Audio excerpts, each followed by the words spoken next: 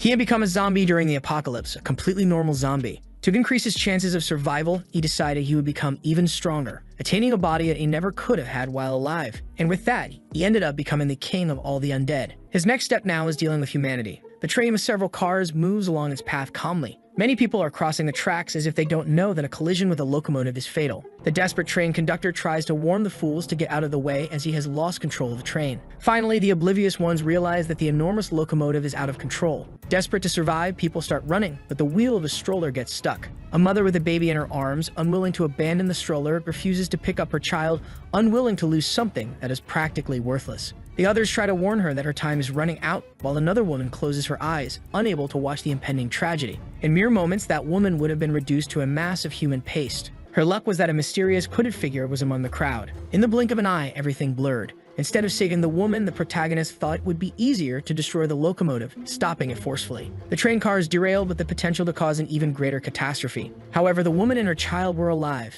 struggling to comprehend what had just happened. Standing before her was that mysterious man, his face obscured from view. Turning to the woman, the protagonist asked if she was all right. Still in shock, the woman was deeply grateful for being saved. But her gratitude quickly gave way to an expression of pure terror.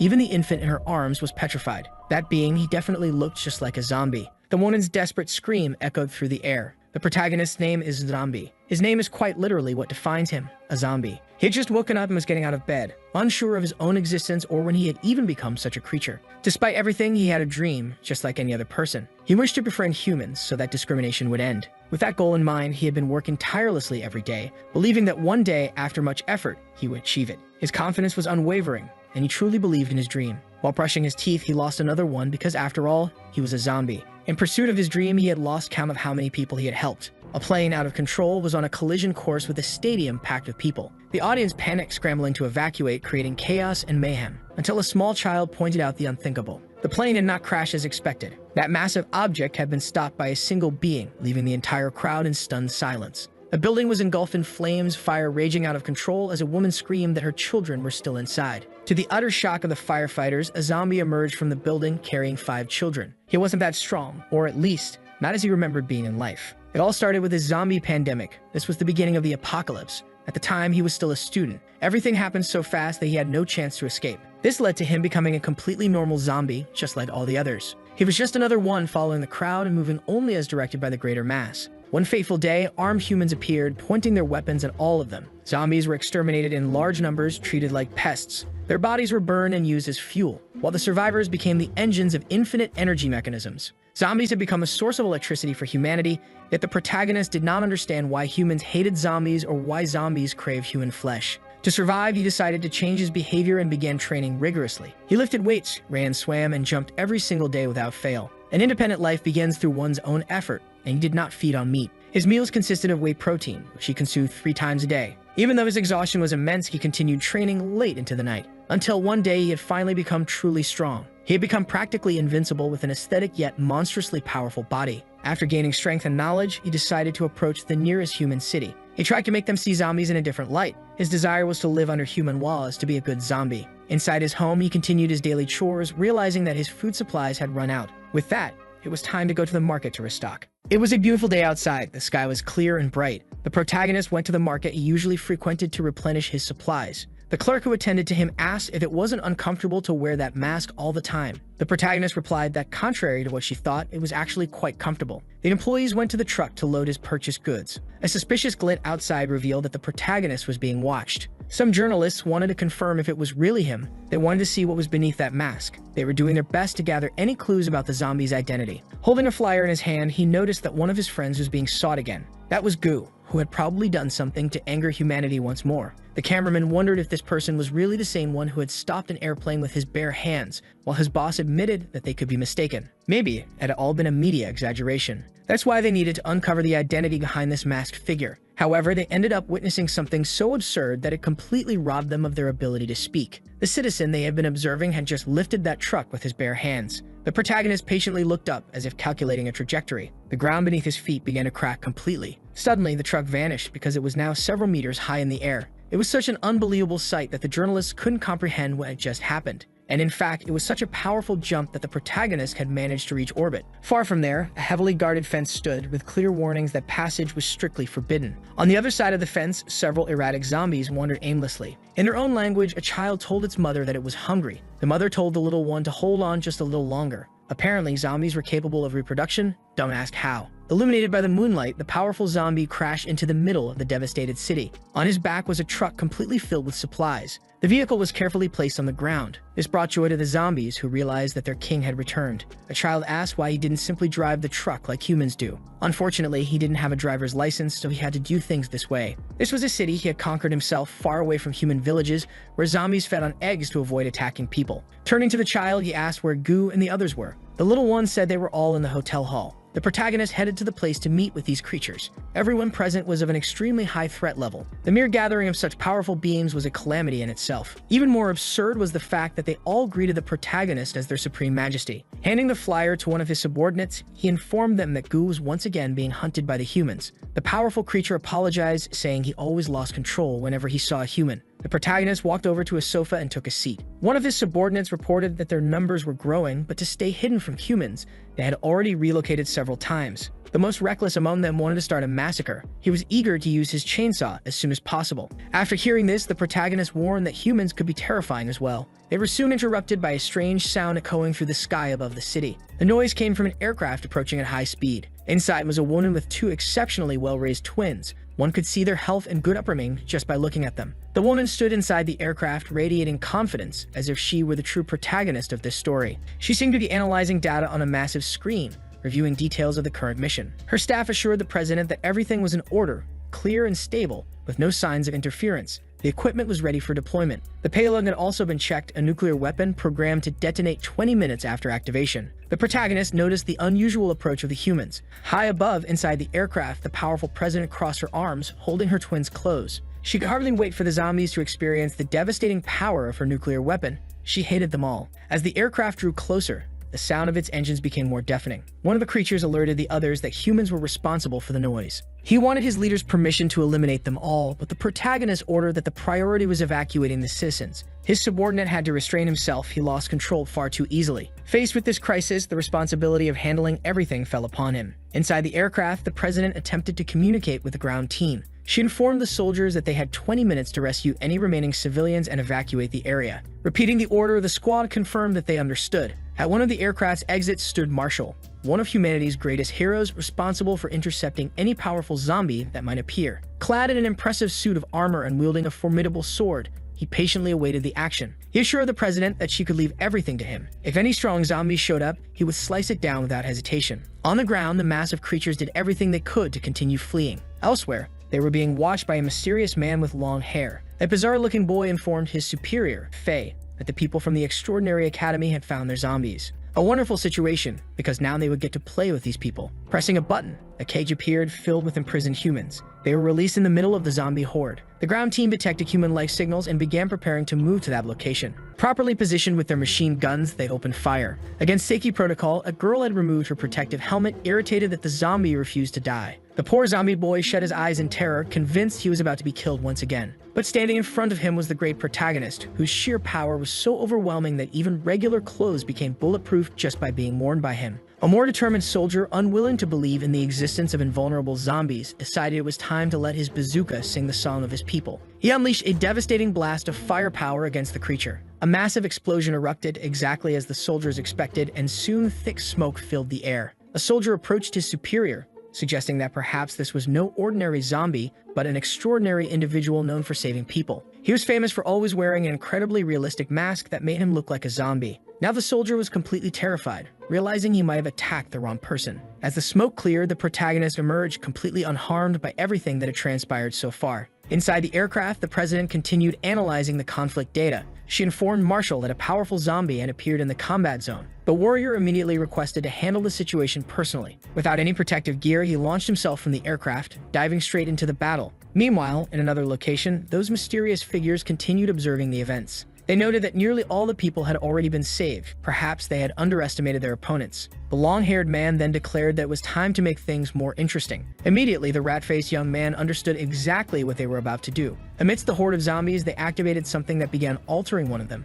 Its eyes changed, and one of its arms started growing uncontrollably. What had once been a completely ordinary zombie had transformed into a gigantic and dangerous monstrosity. The protagonist was still there, protecting his friends when he saw the monstrous transformation. While the creature roared wildly, the armored human rushed toward the battlefield. The ground squad received an alert about the emergence of a boss-level zombie. With that information, they immediately mobilized toward the new threat. To everyone's surprise, the squad leader immediately began to retreat without a second thought. However, his actions were soon understood correctly, still filled with remorse. If the goal was to save the life of that extraordinary person, then he had no choice. With the protagonist in his arms, he moved further and further away from the center of danger. He placed him inside the evacuation vehicle. Once inside the armored transporter, he ordered the driver to speed up immediately. They had lives to save. It didn't take long for the vehicle to speed off, tires screeching. Inside the military truck, the girl expressed her curiosity about the identity of this person, especially why he always wore that same mask. Questioned so directly, the protagonist didn't know how to respond. At the heart of the battle, the ground troops were stunned. The monstrous zombie had just lifted an entire bus.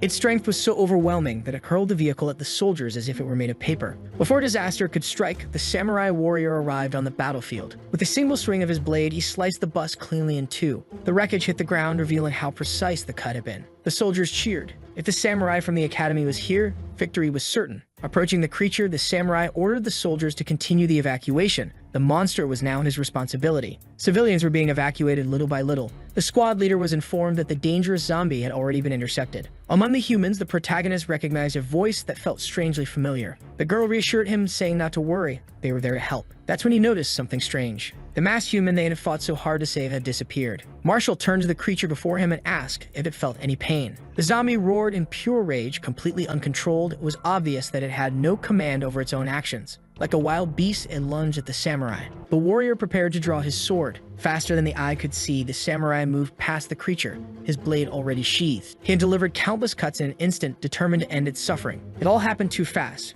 Marshall had executed the battle flawlessly. The zombie's body began showing signs of being sliced beyond its limits. It collapsed, torn apart, lifeless. Marshall slowly wiped his blade, convinced that his job was done. Looking at the remains on the ground, he wished the poor creature could finally rest in peace. But then faint footsteps caught his attention. Someone else was there. Seeing the unknown figure approach the fallen creature, he wondered if this was another zombie. The protagonist gazed at his former companion, grief evident in his eyes as if mourning a loss. Inside the support aircraft, the rest of the team received confirmation that the zombie had been completely eliminated. The president congratulated Marshall on his achievement, suggesting they record the event as part of his legacy. The protagonist apologized for what had happened. Not all of them were capable of controlling themselves. Hearing the mysterious figure speak in the plural, Marshall immediately assumed he was a zombie as well. Without a shred of hesitation, he had already unleashed his first strike against the protagonist. At that moment, the support team detected the emergence of yet another boss-level zombie. The young officer shrugged it off, saying there was no need to worry. Just give Marshall the order and he would finish the job. But the girl was already terrified. The samurai's signal had completely vanished.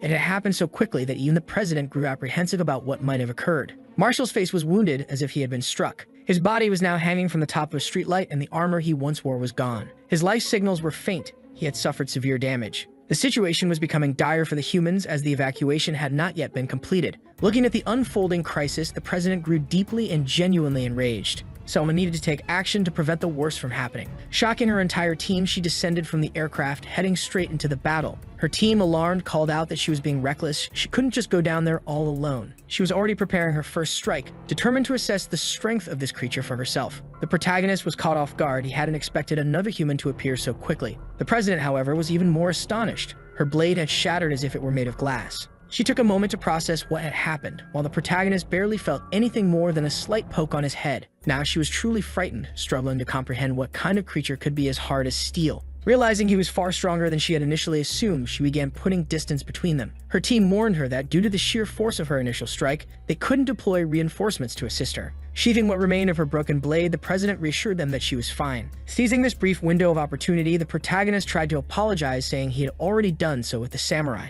She was stunned by his ability to speak, recognizing that this creature had to be some kind of mutant. This only made her draw an even more powerful weapon. With her enchanted blade in hand, the president prepared for another devastating attack. The protagonist grew desperate. He didn't want to fight and wished she would just listen. Brimming with aggression, the president declared that he could speak to the edge of her sword. Her first attack failed, he dodged it with ease, but that did not put an end to the battle. She had already repositioned herself, now she was behind him. He turned to find her poised to strike once more. Executing one of her signature moves, the president unleashed a sweeping slash. Everything around her was sliced cleanly by her blade, but the protagonist managed to evade the attack in true Matrix style. The strike was so powerful that even the surrounding buildings were severely damaged. Everything was happening too fast, and the protagonist was genuinely impressed by her combatability. However, the president was growing increasingly infuriated, assuming that the creature was merely toying with her. Nearby, soldiers were retrieving the injured samurai. His brutal beating had been so severe that he could barely speak. Finally, the president received word that the evacuation had been successfully completed. Now she too could retreat. Deeply focused on the heat of battle, one of her assistants urgently asked if she had heard the order. But by then, she and the protagonist were already dashing through the abandoned city, moving like two ninjas. The protagonist did everything he could to get away from the furious woman. Meanwhile, the president grew even more enraged, realizing that the creature had no intention of engaging in combat. He pointed out that if he didn't try to run, she would never stop trying to cut him down. With just a few leaps, the protagonist managed to create an efficient distance between them. This only fueled her fury even further. This time, she was determined to show him the second extension of her techniques. At that moment, her legs revealed themselves to be prosthetic and steam began to escape from her body. Now fully powered, the president covered a massive distance with a single leap. The protagonist, who had thought he was escaping comfortably, was suddenly caught off guard by the president's reappearance. With rage overflowing in her eyes, she launched another devastating attack. She landed hard on the ground after executing her strike. Moments later, the protagonist also crashed down, hitting the ground like a sack of potatoes. Believing her target to be completely eliminated, the president sheathed her sword. She then ordered the aircraft to begin lowering altitude so they could retrieve him. The most disappointed person with this outcome was the rat-faced man. After all, every single citizen had been evacuated safely. But the story was far from over, as they still had a spy within the organization. The rescued civilians were celebrating, relieved to have been saved successfully. Inside the cockpit, the pilot suddenly heard something suspicious.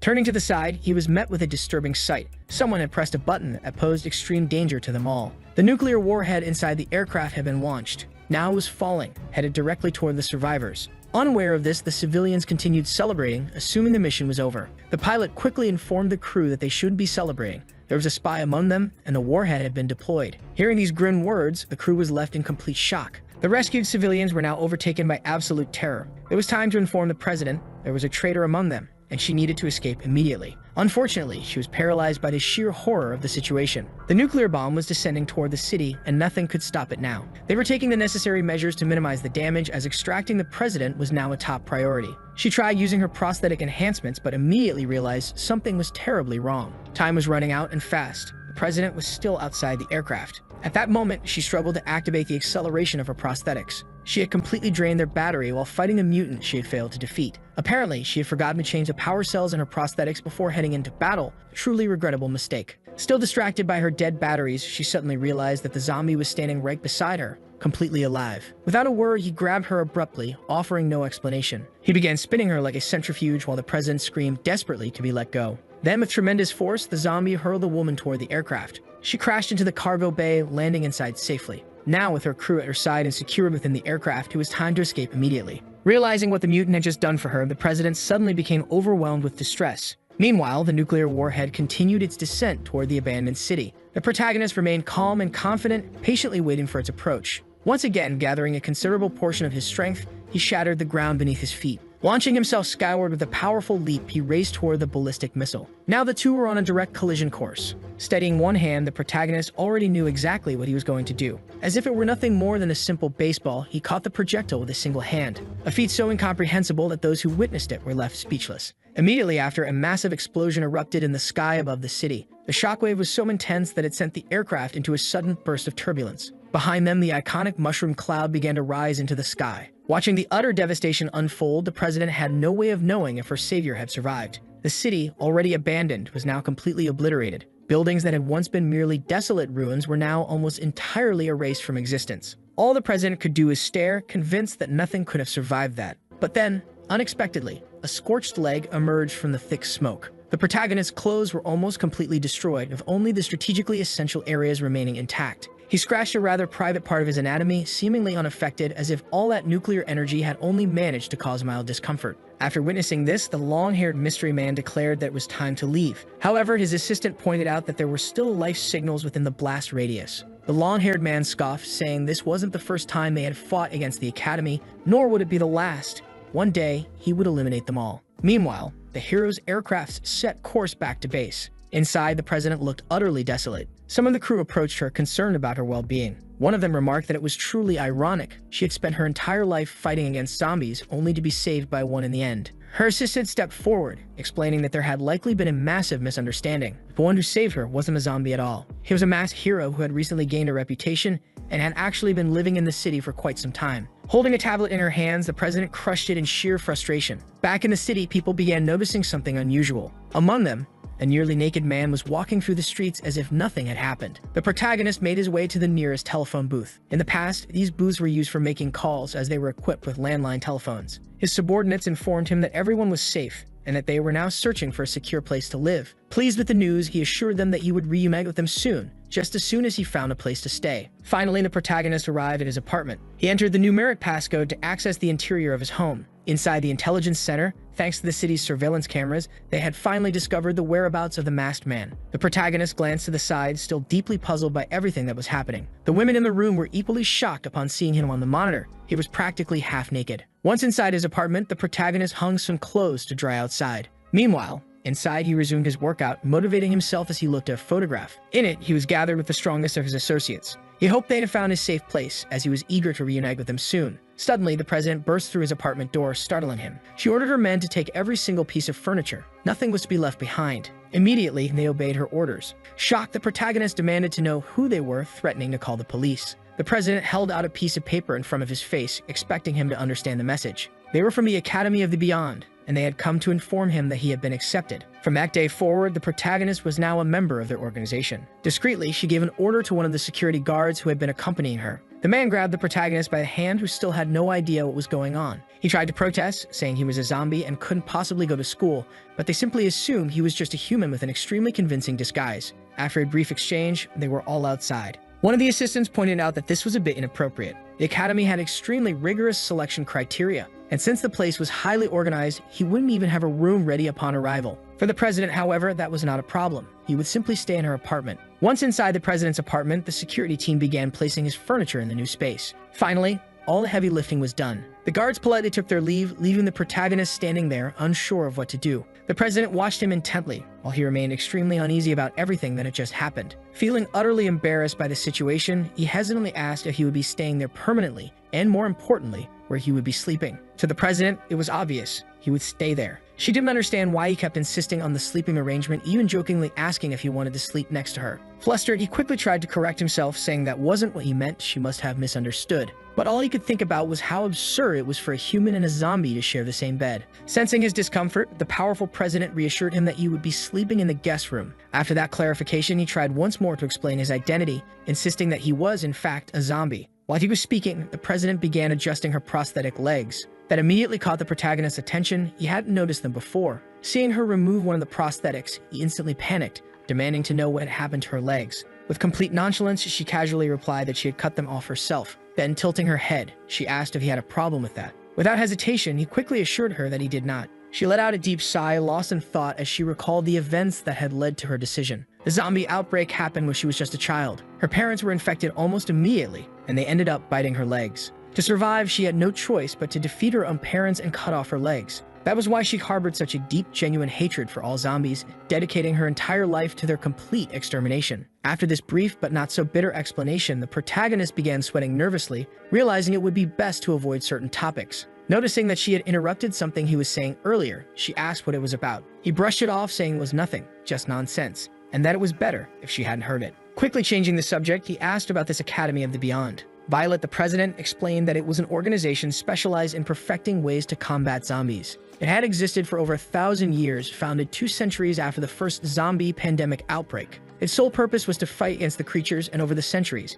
it had produced countless talents. The protagonist's memories were unclear, but he was certain he had become a zombie during the very first outbreak. Dwelling on the subject, he realized that he had been a zombie for almost a millennium. Violet told him to be prepared for the next day. She had used her connections to get him enlisted immediately. His expression exuded distrust. More than anything, he wanted to avoid showing up. But Violet warned him not to even think about running away. This wasn't an ordinary organization. An escape would trigger a large-scale investigation into his identity. Finally, she revealed her name, Violet. She also mentioned that a girl named Dawn would escort him to the academy the following day, and that they already knew each other. Intrigued by this, the protagonist insisted that he didn't know anyone named Dawn. Just then, a familiar hair color appeared in the distance, accompanied by slightly revealing clothes. Dawn greeted the new student politely, while the protagonist remained troubled by the entire situation. He stared at her, unable to recognize her at all. This only made his irritation more obvious. He had forgotten everything that happened inside the armored vehicle. The truth was, he remembered perfectly well, but in his memories, she had been much smaller. Hearing this, Dawn had to put in serious effort not to think her future classmate was a complete idiot.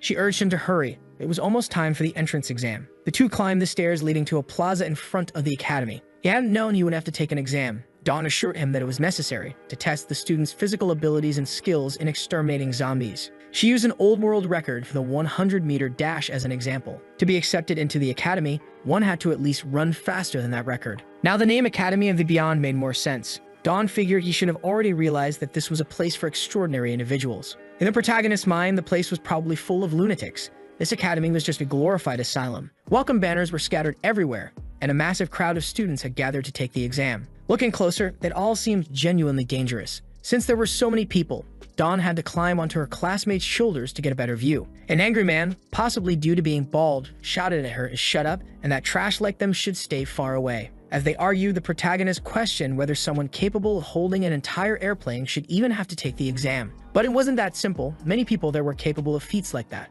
Not to mention, there was a small detail. Almost no one at the academy watched television news. A man with a wooden leg began climbing the stairs, telling everyone to calm down. Clearing his throat, he spoke into the microphone. Welcoming everyone, he announced that he would be the examiner for the day. His name was Chen, and he was the president of the sports department. The academy had been around for 800 years, and many great talents had joined its ranks. In the old days, its founders could split entire mountains in half. Today, however, he didn't expect candidates to do the same. In the middle of the crowd, someone called out to President Chen. It was none other than the beloved protagonist, timidly raising his hand to ask a question. He nervously inquired what would happen if a zombie happened to be inside the academy. The answer was simple. It would be completely dismembered and his body would be hung from the academy gates after being neutralized. The protagonist didn't quite understand that last part. What did neutralized mean? Professor Chen clarified he would separate the smaller head from the larger body of the zombie. Just imagining such suffering made the protagonist freeze in horror. Finally, the exams began, starting with the 100-meter sprint. The students took their positions, waiting for the referee's signal. The examiner fired the starter pistol, signaling the beginning of the race.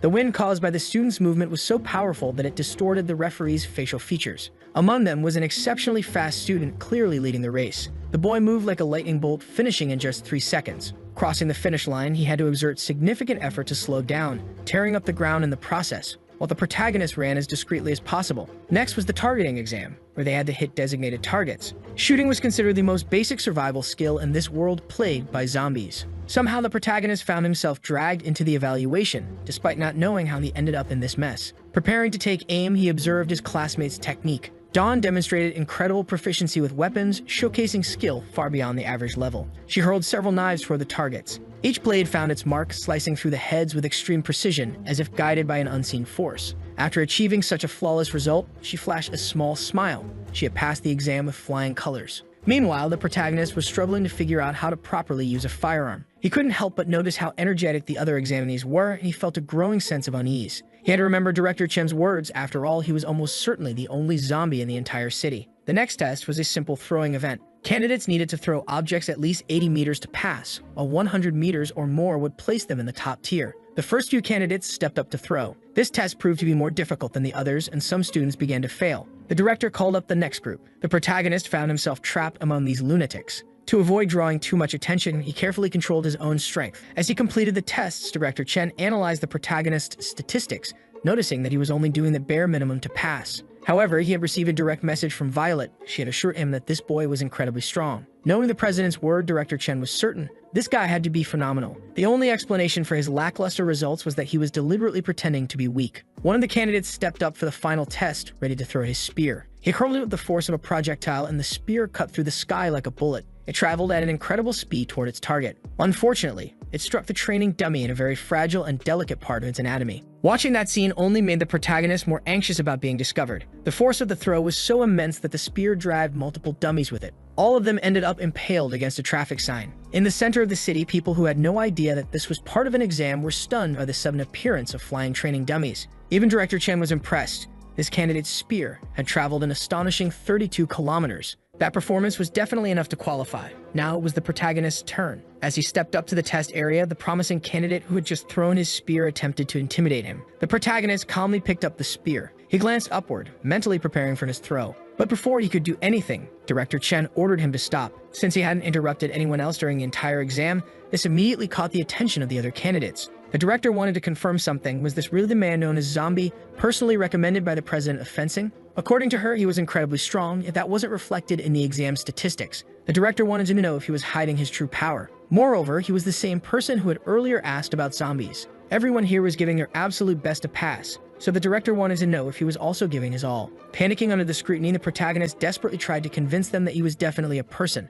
Absolutely, without a doubt, a real human being. If that were true, then the director ordered him to show the full extent of his potential. He didn't need to exceed 32 kilometers. If he could throw at least 10% of that, he would qualify. If he failed, the director would assume he had tricked the president, which would make him a suspected spy, one that would be severely punished. Terrified, the protagonist started thinking. He was still afraid of humans. After all, he had spent centuries running from them. He never wanted to be enslaved again. But he had lived this long with a clear goal in mind. Determined, he resolved to throw the spear as far as he could. Because of this unusual interaction with the director, all eyes were on him. For the first time in the entire exam, he focused seriously. He remembered the suffering of his strength training, the pain of the bench press, the agony of countless failed bicep curls. The sheer power within his body began to accumulate so intensely that the ground beneath him started to crack apart. Then he threw the spear. A massive shockwave erupted from the force, sending a wave of intimidation through the other candidates. His throw was so powerful that it destroyed his satellite in Earth's orbit. If it weren't for the moon acting as a barrier, the spear would have continued traveling into deep space.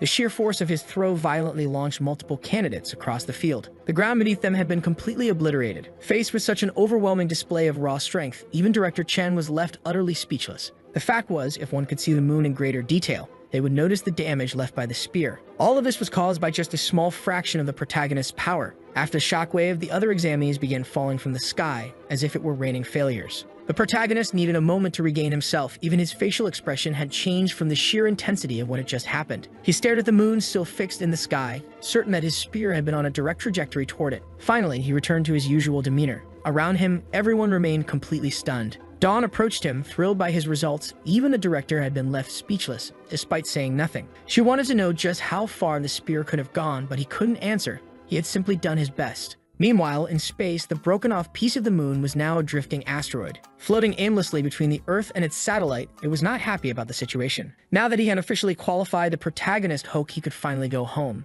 Dawn, however, thought that was ridiculous. With that kind of power, he could become president someday. Completely excited about his potential, she asked if he had any idea how much power a president could wield. Reflecting on this, he realized he knew nothing about human society. The most direct example was Violet herself. Her authority allowed her to command a massive army, granting her access to even nuclear weapons. Not only that, but she was the supreme authority over a city of 30 million people. Even though an elected official technically existed, he was just a secretary. The real ruler was her. The protagonist attempted to mention that he already had his own city, but Dawn ignored him entirely, driving him somewhere else. They had now arrived at the biotechnology department, the place where special weapons were crafted, also known as the logistics department. As they strolled through the facility, something peculiar caught the protagonist's eye. In front of him was a small photograph of what appeared to be a happy family. The picture belonged to Professor Jamie, who was presumed to be dead. He was the former president of this department. After losing his wife, he had become obsessed with crazy experiments, ones that involved both humans and zombies. Because of this, he had been fired for going completely insane. Just then, a woman wearing glasses greeted them, asking if they were new students and if they had passed the academy's entrance exam. And indeed, they had both been officially admitted. Zombie wanted to know who this woman was. Dawn explained that she was Professor Jamie's adopted daughter and that she was now the current head of the biotechnology department. Inviting them to sit down, she asked what kind of equipment they would need. With a gleam in her eyes, Dawn eagerly requested something that would allow her to carry even more weapons. Her childish imagination suggested a skirt that could hide a massive machine gun. In short, she would be joining the group of gunners. Then the scientist turned to the protagonist, wanting to know what he wanted. But after asking the question, she received no answer. Revealing his severely low self-esteem, Zombie timidly asked if she had actually been talking to him. Upon getting a better look at his face, the woman suddenly went pale with terror. She had immediately realized he was a zombie. Dawn, still smiling, brushed it off, insisting that it was just a really convincing mask. The scientist, now fully alarmed, asked if Dawn was just stupid or actively choosing to ignore reality. That was clearly a zombie. At this point, Zombie was already trembling in fear. Dawn insisted that she wasn't lying. She had seen part of his face during the last exam. Now a little calmer, the scientist hesitated.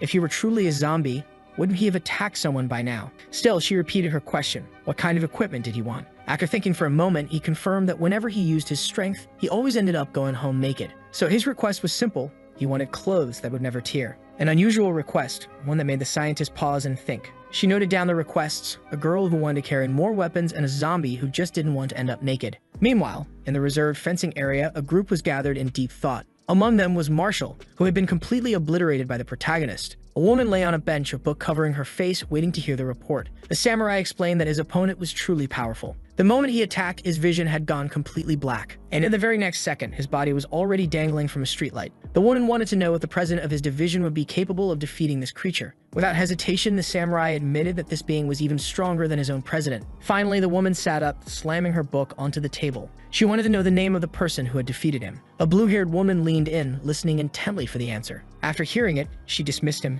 saying he was free to go. Her name was Zhang Lanqi, and she was the president of the Sword Division. There was fierce rivalry between the Sword Division and the Blade Division. As he left, the samurai wished her a good day. During the theory class, students were learning about zombie habits. They discovered that zombies also enjoyed eating eggs, and that this knowledge could be used to set traps. Zombie appeared to be a very dedicated student, diligently taking notes on everything he heard. Dawn grew curious about what he was writing and asked what he was doing. He told her he wanted to share this knowledge with his family. Of all the things he could have said, this was definitely not what she'd expected. Suddenly, a loud announcement echoed through the school, summoning everyone to the gymnasium immediately. Dawn found this sudden gathering odd. It hadn't been long since they had all last assembled. Slowly, students began filling the center of the gym. They just wanted to know what was going on while casually eating their ice cream. Violet ordered them to be silent. Meanwhile, Dawn was amazed that her classmate could still eat while wearing a mask. He tried explaining how it was possible, but as he spoke, a group of individuals began approaching. The blue-haired girl watched the protagonist from a distance, unimpressed. Since he had fallen in battle before, she assumed he couldn't be that strong. She asked if she should go over and test this boy.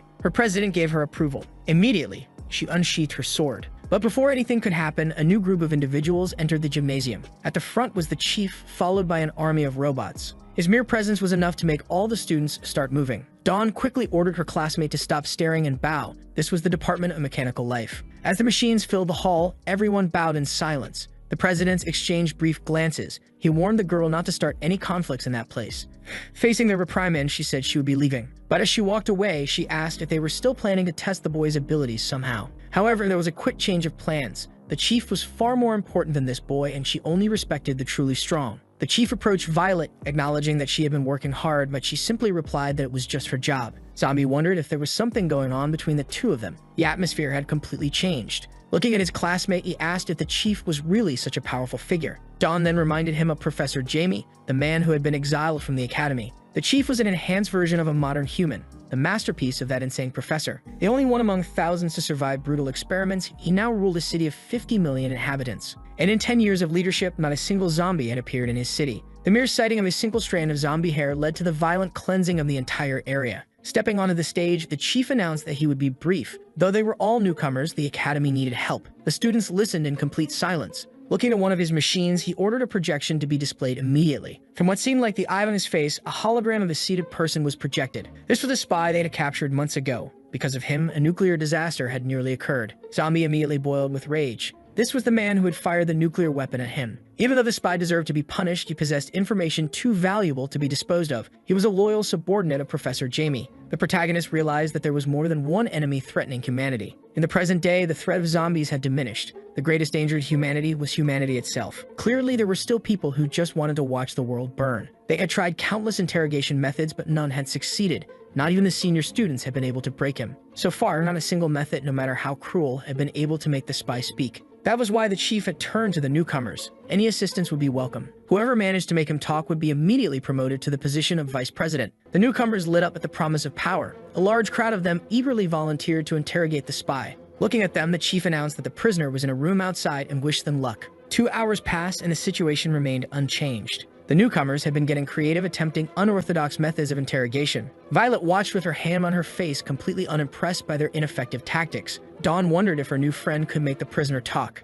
The truth was, if he wanted to, Zombie could make the man sing like a bird. Hearing those words didn't make Dawn doubt him. On the contrary, she was even more excited. Raising her hand, she called for the chief's attention, announcing that her friend had a way to make the spy talk. Since they had nothing to lose, the chief immediately directed them to the interrogation room. Even though she was excited, Dawn found Zombie's sudden willingness strange. Until now, he had been trying to stay unnoticed. Zombie's subordinates were always obedient, but for some reason, a few had been losing control lately. Maybe this year would provide some answers. He entered the room, coming face to face with the prisoner. On the other side, the spy wasn't surprised at all. He simply saw that another person had arrived. The protagonist approached him, while the prisoner watched him cautiously. They stared at each other for a brief moment without saying a word. Assuming that the academy had run out of interrogators, the spy made it clear that he would never betray his brother Faye. The moment he finished speaking, Zombie moved fast. In a split second, he made a small cut on the spy's arm. After enduring countless interrogation sessions, the spy had no idea what such a tiny wound could possibly mean. He laughed hysterically. He wasn't afraid of anything. This was nothing more than a mosquito bite.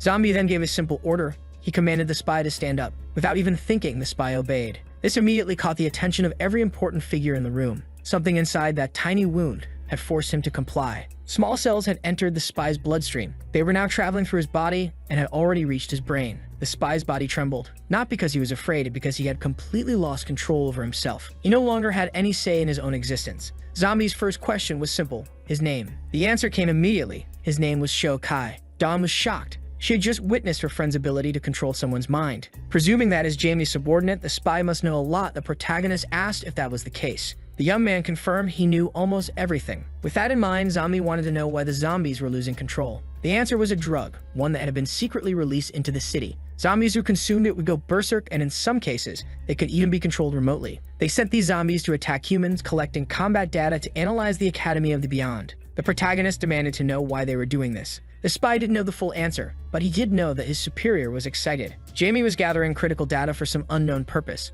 When asked where Jamie was now, the spy revealed that he was in a secret base 500 meters underground beneath City-ish. After hearing the answer, Zombie ordered the spy to turn his back to him. As he left the room, he spoke in zombie language, saying that humans were hateful creatures, and that the virus inside the spy's brain could end his life whenever Zombie wished. But instead, he hoped that the man would be able to change his path. The spy understood the message, and the door shut behind the protagonist as he walked away. Meanwhile, Professor Jamie was exactly where the spy had said. They had already received intel that their captured agent had revealed important information. The Academy of the Beyond likely knew their exact location now. Even so, Jamie remained deep in thought. This wasn't important to him. They had to continue their research. In fact, he was glad the Academy was coming to him. His assistant panicked. This was far too dangerous. But since the experiment was nearing completion, Jamie wasn't worried at all. Walking up to one of his creations, he declared that the timing was perfect. He wanted his enemies to witness this historic moment, the birth of a new form of life. Zombie walked out of the interrogation room as if nothing had happened. Outside, he was watched with fear by the other students.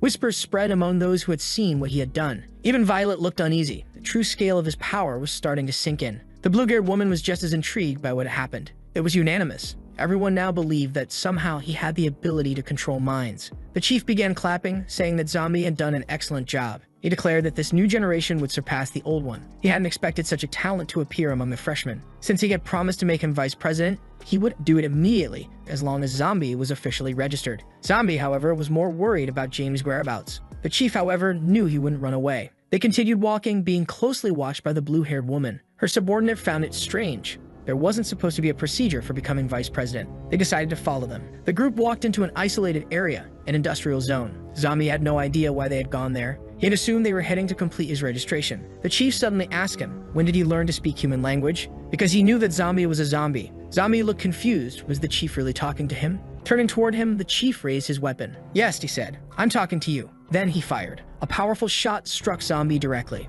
The blue-haired woman and her subordinate, who had been watching in secret, were nearly caught in the blast. By some miracle, they were unharmed. The weapon used was the chief's tachyon cannon, a weapon capable of disintegrating any form of matter. The chief declared that he would never be fooled by a zombie. He wanted to know what the idiots at the academy were thinking. How had something like this gone unnoticed? But in the end, it didn't matter, because all zombies had the same weakness: their heads. and with their heads destroyed, they stopped moving. This zombie had entered a place he never should have. The protagonist's hand was already reaching for the chief's face. A series of rapid movements followed, until a wall was obliterated, sending debris flying everywhere. The chief suddenly found himself with Zombie's hand gripping his throat. At that very moment, other figures emerged. The robots that always followed the chief appeared instantly. They fired their powerful beams without hesitation. A massive explosion erupted, engulfing the entire area. When the smoke cleared, the protagonist stood holding a destroyed combat drone. Taking advantage of the chaos, the chief had escaped, jumping to safety. Dragging his feet across the cold concrete, he was still in shock. He couldn't comprehend what had just happened.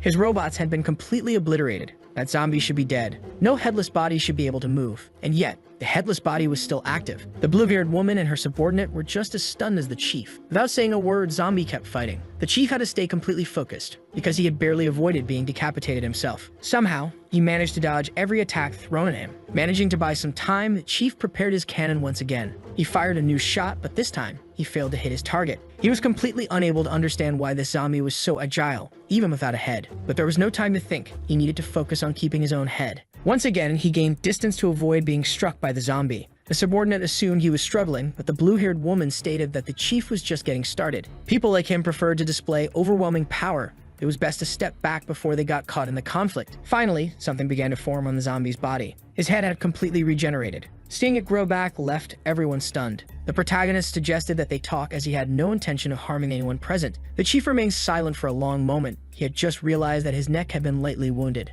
Imagining that the zombie's true goal was to control his mind, he refused to comply. He removed his coat, revealing his robotic body. Model number 1. He gave the command and a different robot began approaching. As it drew closer, its parts separated and began attaching to him. A transformation was underway and the protagonist could only watch. He didn't know what he was witnessing, but the boy on the rooftop was in awe. Now the chief was covered in a sleek, high-tech armor. After all, he was a mechanical life form, and it was not in his nature to negotiate with zombies. As the first zombie to ever witness this form, the protagonist should feel honored. The chief was now faster and far more powerful, striking with devastating force. He positioned himself mid-air to land a crushing blow on the protagonist. His attack was so overwhelming that he managed to launch him high into the sky. The blue-haired woman and her student were shocked by the intensity of the battle. But the chief wasn't done yet. He hadn't shown the full extent of his offensive power. While the zombie was still airborne, he struck him multiple times. Each attack was precise and brutal, yet his opponent didn't even react to a single hit. This only made the chief even more confident despite the fact that the zombie's body remained completely intact. This time, he struck hard enough to send his opponent crashing toward the ground. His body hit the concrete like a soccer ball. Moments later, the chief landed as well. To him, all zombies had to be exterminated. He crossed his arms in front of his chest, as if charging an attack of total destruction. Then he unleashed a deadly energy beam capable of consuming everything in its path. The blue-haired woman was stunned by such a display of power. It was the same beam he had used earlier, but this time, it was exponentially stronger. The shockwaves swept through the abandoned city. There was nothing left that could have survived that attack. The chief exhaled heavily, exhausted from what he had just done. He hoped his enemy was finally gone. But then, he saw him walking casually in his direction. The chief couldn't believe it. This shouldn't be possible. For the first time in the battle, the protagonist acted differently. He roared, completely enraged. The force of his scream violently pushed away the debris. The blue-haired woman had to shield herself from the dust. Even the chief had to cover his ears. The roar was too intense. The protagonist had transformed. Defying the rules of Dragon Ball, he now had a pair of ears and hair. Nobody had any idea what had just happened to the zombie. Showing off his new hairstyle, he approached the chief. At this point, the chief had accepted it. He had no idea what the being in front of him truly was. The protagonist's skin tone remained the same, but his hair looked like something that had been popular in the early 2010s. Slowly, the dust began to clear, and in the sky above them, the clouds darkened further. A massive whirlpool of clouds began forming. Dom, looking out the window, noticed something was wrong. The blue-haired president's student was also concerned. This wasn't normal at all. Inside the city, the bystanders were confused. They didn't understand why the sky had suddenly gone dark. It was the first time they had ever seen anything like this. Back in the battle, the chief couldn't say a word. He was dealing with a bigger issue, one that had just happened inside his underwear. The protagonist spoke. He had given this arrogant human several chances to resolve things peacefully. Now he wanted to know something very specific. Did the chief have an intense desire to find out if there was life after death? His entire personality had shifted. The blue-haired woman felt a deep sense of dread. She knew they had to leave immediately. The chief, despite his fear, refused to back down. Since his birth, he had never once felt threatened by any living being. And there was no way that some ex-bald guy would be the first to do that to him. Bracing himself, he challenged the creature to try something. Meanwhile, the blue-haired woman and her student continued their escape. There was no record of a zombie like this in the Academy's database, and they didn't even know if they were far enough away yet. Before she could say anything, an object suddenly flew past them. The battle's danger level was beyond anything ever seen before. The chief's body had seen better days. Now he was nothing more than a broken, overconfident paperweight. The ex-bald protagonist just watched calmly. He knew this human was no longer a threat. Even in his weakened state, the chief still tried. He called for more of his robot models. They marched toward the battle fearlessly. They felt nothing. Multiple explosions erupted immediately after. Somehow, the blue-haired woman had managed to rescue the chief. That zombie was truly dangerous. He would need help to defeat him. Realizing the severity of the situation, the blue-haired woman scolded the chief. He was insane. He shouldn't have provoked him. They decided to split up and escape. But a round of applause for the chief. He still managed to do something stupid, even while being a paperweight. The protagonist noticed that the humans had started fleeing. It was time to show them something truly interesting. The blue-haired woman had no idea what was about to happen next. Suddenly, massive cracks began spreading across the ground. It was the protagonist's hand that had caused it. Beneath their feet, an earthquake had begun. It happened too fast. There was already an obstacle in her way. Everything unfolding before her eyes was simply surreal. With just one hand, the zombie was doing something truly unbelievable. Even the paperweight had his escape completely thwarted. Defying both the laws of physics and common sense, half of the city was lifted into the air, as if it were a wall. A massive structure now dominated the horizon. Inside the city, the bystanders couldn't comprehend what they were seeing. Dawn realized it was as if the city itself was floating. Even though she was far from the battle, it was obvious that something extraordinary was happening. All of this, caused by the protagonist's sheer strength. With the human's escape completely blocked, he resumed his pursuit of the paperweight. Grabbing his face with one hand, he dragged him to the edge of the city. With the paperweight within his grasp, he asked, "Now do you feel threatened?" Holding the stump of a man in his hand, the protagonist wasn't impressed at all. In the end, he confirmed something. He was right. He couldn't control the mind of a robot, but since the chief was still partly human, his brain must still be intact. He tightened his grip on the paperweight's skull, as they're sending a command to the viral cells in his bloodstream. The virus had now reached his brain. Suddenly, he saw his memories. Since childhood, he had been an orphan. He had undergone numerous bodily modifications. So many that there was almost nothing human left in him. The protagonist was certain. This paperweight's life was miserable. Staying alive was more painful than dying. Dropping him over the edge of the cliff, he said, "Seeing those memories ruined my mood." Luckily, he didn't fall to his death. He was saved by the blue-haired woman. She had witnessed the entire final interaction. She was stunned by the fact that the zombie could read memories. With nothing left to do there, he disappeared like a lightning bolt. The next morning, he woke up in a panic. He knew he had lost control of his emotions again. Being in that form was terrifying for him. He had to constantly remind himself he was a good and kind zombie. After packing his bags, he prepared to leave the human city. But as soon as he tried to sneak away, Violet appeared. She demanded to know, "Where do you think you're going?" Still shaken, he began to worry. He didn't want to silence a witness. Rushing toward her, he apologized for what he was about to do. But his attack stopped abruptly when he saw something strange. A document. It was his official appointment as vice president. The document was simply a formalization of what he had already earned. Holding the paper in his hands, he stood there, unable to comprehend the situation. He struggled to believe it was real. Was that truly the chief's signature? Violet confirmed it was. Immediately, he asked, "Did the chief say anything?" According to Violet, the only thing the chief said was, "The vice president is an excellent human being." As she left, she added, "I look forward to the day you become president. On that day, you will finally accomplish what you set out to do." Inside a hospital room, the paperweight was slowly recovering. The blue-haired woman was frustrated by his decision, because now they had a zombie as their vice president. But to the chief, that wasn't the problem. The strength of that creature was necessary to capture Professor Jamie. Even so, the woman remained wary. What if the zombie lost control again? The chief didn't care. Instead, he asked, "Have you prepared everything?" There was only one goal now, to completely eradicate Professor Jamie. Out in the ocean, several massive warships were sailing. Meanwhile, at the zombie refuge, one of them was rallying the masses. He claimed their king had been captured by the humans. The king was their only pillar of support. They couldn't lose him like this. Slowly, more and more zombies began agreeing with the idea of retaliation. Some of the other leaders merely watched Varmin's stupidity, but they chose not to intervene, because only the king could stop this. Meanwhile, the aircraft carrier continued its course through the ocean. The chief issued an order to all personnel. "This is our only chance to capture Professor Jamie, no matter the cost." In an abandoned city, the protagonist was walking alongside Dawn. She was amazed by the location. Suddenly, a large regiment of soldiers approached. They stood before him and saluted. They were ready to receive orders from their new, mighty, all-powerful leader, Vice President Zombie. They stated their allegiance. They were the 4th Division. From now on, they would only take orders from him. The poor zombie was left speechless. He never expected to have this much military power. That regiment alone had not only countless war tanks, it was composed of 12,000 soldiers. Not believing that they would obey any command, the protagonist asked what the soldier would do if he ordered him to end his own life. Without hesitation, the soldier immediately pulled out a grenade, declaring that the vice president's orders were absolute. It had been an honor to serve him. The zombie panicked and quickly told him to stop. He had only been joking. He had to throw the grenade far away before he could finally breathe a sigh of relief. A side character with protagonist syndrome struggled to accept the vice president's authority, assuming he must be weak. He couldn't understand why someone so fragile was in charge of such a critical region. They introduced themselves as members of the Academy of Stainless Steel. They had been sent to assist with capturing the target. Dawn recognized them immediately. It was President Bang and Vice President Chui. They looked incredibly strong. Meanwhile, on the aircraft carrier, a samurai questioned his presence on this mission. He didn't understand why he had been deployed or how a newcomer had been promoted to vice president. The blue-haired woman reminded him that he had been sent to assist, not to voice his opinions. He needed to understand his place. Gang, however, was still confused. Why had a rookie been put in charge of such a strategic position? The chief casually replied, "If you don't believe in him, the rookie can beat you until you cry." Gang laughed, thinking it was a bluff. He was certain he was stronger than the chief. Inside his fortress, Professor Jamie observed a massive military mobilization. The city where he was hiding was completely surrounded by enemies. He authorized the release of the zombies. With a single button press, a horde of undead surged forward. A young man wearing glasses noticed something odd among them. One of the zombies was different. There were many of them, but they were no match for modern firearms.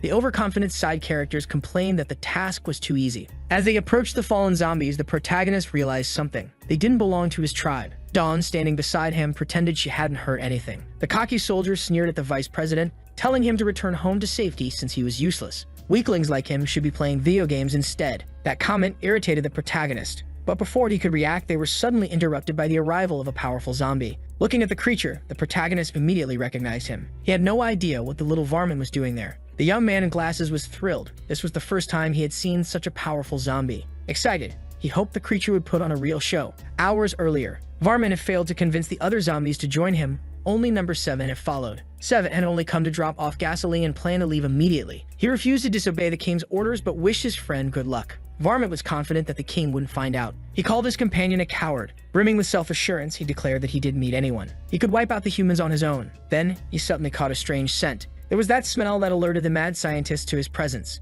And just like that, the little varmint had encountered the human forces. Dawn had no idea what that creature was. Meanwhile, the protagonist was worried about his friend. Varmint began drinking straight from the gasoline canister. The liquid poured down his body from his ravenous consumption. Dawn was completely baffled by what she was witnessing. Finally, the zombie revved up his chainsaw. With a furious roar, he prepared to begin the slaughter. The sound was so intense that windows shattered, while Dawn covered her ears. Even the other soldiers had to shield themselves from the noise. The only one unaffected was the protagonist. The sonic shockwave was so powerful that it threw people flying in every direction. Dawn was growing more terrified by the second. This creature was dangerous. Varmint, filled with rage, declared his intent to eliminate all humans. One of the stainless steel soldiers was excited at the chance to fight. He believed he could win. The vice president didn't hesitate. He grabbed Dawn by the arm and started running. She didn't understand why they were fleeing. There were 2 powerful warriors who could help. With perfect calm, the protagonist explained. The stainless steel soldiers had no chance of winning. Dawn was worried by that statement. The zombie assured her he wasn't joking. That chainsaw-wielding zombie was truly strong. Then, he revealed the truth. Varmint possessed an immortal body. The stainless steel soldiers laughed at the vice president for running away. But before they could keep mocking him, one of their own was suddenly getting beaten senseless. He was thrown with such force that he crashed through a war tank. The cocky soldier turned to see what had just happened. But his back was now turned to his opponent. On the other side, his subordinate was foaming at the mouth, completely unconscious. Only then did he realize. The zombie was right in front of him. Varmint, with eerie politeness, asked, "How would you like to die?" High above, on the rooftop of a building, the protagonist had brought his allies to safety. On the avenue below, the destruction raged uncontrollably. The boy with glasses was thrilled. This was the most powerful zombie he had ever seen. The stainless steel soldier, however, was not enjoying how the fight was going. One moment he was getting beaten, and the next moment, he was getting beaten again. That supposedly strong human was nothing more than a toy in the hands of his enemy. He fell to the ground like a rotten fruit dropping from a tree, only to be immediately kicked in the head, like a penalty kick. His body flew across the battlefield, crashing into his already unconscious subordinate. Finally, the chainsaw-wielding creature approached, his weapon still revving viciously. It was in that moment that the stainless steel soldier realized he would never be able to wear that pair of underwear again. If not for the blade on his arm, he would have had a very unpleasant time. Up on the rooftop, the protagonist silently observed the battle. Dawn was nervous, but she was certain that soldier would not survive much longer. Below them, the stainless steel soldier did his best to turn the fight around. He stared deeply into the creature's eyes, only to freeze in terror and cry out for his mother. He didn't want to die like this. A genuinely embarrassing moment witnessed by 2 people who wished they hadn't seen it. Meanwhile, hidden in his laboratory, the mad scientist was delighting in the suffering of humans. The beating continued while the protagonist simply watched. Regular soldiers couldn't be deployed, it would be completely useless. Filled with fear, one of them asked the vice president, "What are you going to do?" In truth, the protagonist didn't understand why his own subordinate hadn't recognized him. Turning to Dawn, he said, "You'll be responsible for bringing that thing to its senses, through violence." Dawn panicked immediately. She was certain that she wasn't capable of doing anything. Then the vice president extended his hand. He asked her to hold out her arm. Then, he bit her. Dawn screamed in shock. It took her a moment to process what had just happened. She thought he was about to control her mind and turn her into a puppet. But the zombie reassured her. "I'm not that kind of person. All he asked, just don't hit him too hard." On the battlefield, the stainless steel soldier continued to squirm for his life. The chainsaw zombie was enjoying his suffering. Then, a voice interrupted. "That doesn't look fun at all." The zombie turned, hearing the sound of mocking laughter. Dawn took a step forward, driving along a massive machine gun. Completely transformed, she challenged the monster. "Why don't you play with me instead?" The zombie cells inside her body activated immediately. They spread rapidly, rewriting her original genetic code. New nucleotide chains formed, and she became something entirely different from what she once was. The chainsaw zombie was intrigued by this tiny little girl standing before him. Then, he became furious. How dare such a small, insignificant creature act so boldly? Dawn smirked. "You're just a big loudmouth. And honestly, there's nothing special about you." Before he could respond, she unleashed a barrage of bullets. The projectiles surged forward, but the zombie didn't move. He dodged effortlessly, weaving through the gunfire like it was nothing. Meanwhile, the stainless steel soldier curled into a fetal position, trying to hide. The poor guy was crying, praying that no one would find out what had happened to his underwear. The battle grew fiercer. The other stainless steel soldier took the opportunity to rescue his commander. By now, Dawn had closed the distance. She could land a powerful strike, but instead, she shoved multiple grenades into the chainsaw zombie's mouth. "This is just dessert," she whispered. Then, she detonated them. The explosion sent her flying backward, but the chainsaw zombie simply dusted himself off. That didn't even hurt. Actually, it tickled. Before he could finish his sentence, Dawn punched him in the face. Over and over. She was having fun. She liked the fact that he was a resilient punching bag. Terrified, the soldier asked the vice president, "What did you do to her?" And he learned her genes had been modified. Without a doubt, she could still become even stronger. Finally, Varmint admitted he was starting to feel pain. Meanwhile, Dawn grinned uncontrollably. She loved this feeling. The stainless steel soldiers didn't know what was scarier at this point. Without hesitation, Varmint declared, "That little strength of yours isn't enough to stop me." But he was abruptly caught off guard. The girl had already jumped onto his chainsaw. She landed a powerful kick to his face, so hard that he nearly sprouted wings. As his body flew through the air, his expression couldn't hide the pain he felt. He'd rolled across the ground for several meters, completely overpowered. Upside down, he struggled to understand what had just happened. Even so, the battle continued, destroying the avenue completely. The stainless steel soldiers were stunned by the girl's strength. They assumed she had been faking weakness all along. Lifting a massive bazooka, she announced, "It's time for some bang bang." From his vantage point, the protagonist noticed something unusual. Varmint was complaining about his pain. Then, he grabbed another can of gasoline to drink. Both combatants were having fun. Meanwhile, the stainless steel soldiers were in full-blown panic. The bazooka fired. The projectile soared toward the creature. But mid-flight, the missile was sliced in half. Varmint had moved so fast, it shocked the girl. Her body was shredded in the process. The air was filled with an overwhelming red mist. The stainless steel soldiers were horrified. To them, she was already dead. Varmint declared confidently, "I can't be defeated. Humans are wasting their time trying." Up on the rooftop, the protagonist closed his fist. That single gesture was enough to command the zombie cells to do their magic. Her body began regenerating completely. Varmint watched in disbelief. He couldn't comprehend what was happening. That's when Dawn spoke. "I become undead too." The stainless steel soldiers were completely horrified. With her wounds fully restored, the fight between them seemed endless. Dawn wanted to keep having fun. The stainless steel soldiers, however, were terrified. They had never seen so many lunatics in one place. At this point, all they wanted was for someone to save them. Varmint was shaken. He no longer knew who the real zombie was in this battle. The vice president watched carefully. Meanwhile, his soldier tried his best not to ruin his underwear again. He hadn't expected the girl to become so powerful. Her body was evolving rapidly. The pain she felt was extremely real. Knowing that he had to put an end to this quickly, it was time to discipline his subordinate. Dawn was becoming more dangerous as the fight progressed. With lightning-fast agility, she closed the gap between herself and her opponent once again. Her attacks were so fast and powerful, Varmint couldn't react. He was hurled across the city like a punching bag, pummeled from every angle, in the girl's hands. He had become completely useless. Lying on the ground, defeated, he struggled to understand what this creature before him was. He got no answer. Instead, his head was repeatedly smashed into the pavement. Finally, he screamed in desperation, "I surrender.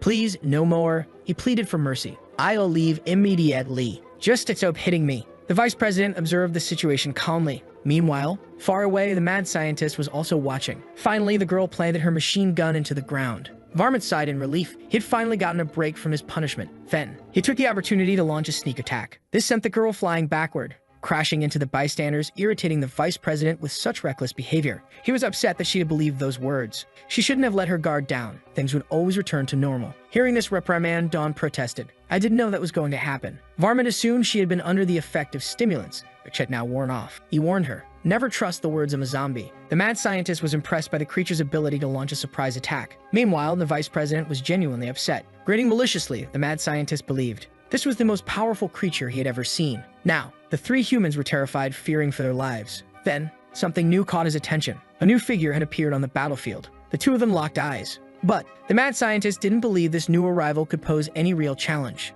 The problem was, Varmint recognized him immediately. The protagonist asked, "Do you still remember who I am, little Varmint?" Everyone on that street, except for the protagonist, was terrified. The mad scientist, however, didn't understand. Why wasn't his creature moving? Varmint stood frozen, paralyzed by fear. The protagonist questioned him again. Why did you disobey my orders? Memories from the past resurfaced. The day an arrogant zombie had entered his territory, that figure had been neither fully human nor fully zombie. With a weak personality, he would never become his subordinate. Dawn had no idea what they were discussing. One of the bystanders noticed something alarming. Varmint had wet himself. Gasoline dripped from his legs and pooled on the ground. Varmint was so terrified, he couldn't speak. The more time passed, more gasoline continued to spill. The mad scientist was furious. He couldn't understand why his creature had stopped attacking. Meanwhile, the protagonist stared at his subordinate with a disappointed expression. Varmint was still too frightened to say a single word. In the past, he had been utterly defeated by the king. His former underlings had been shocked by the battle. Now, the protagonist demanded answers. Why are you so quiet?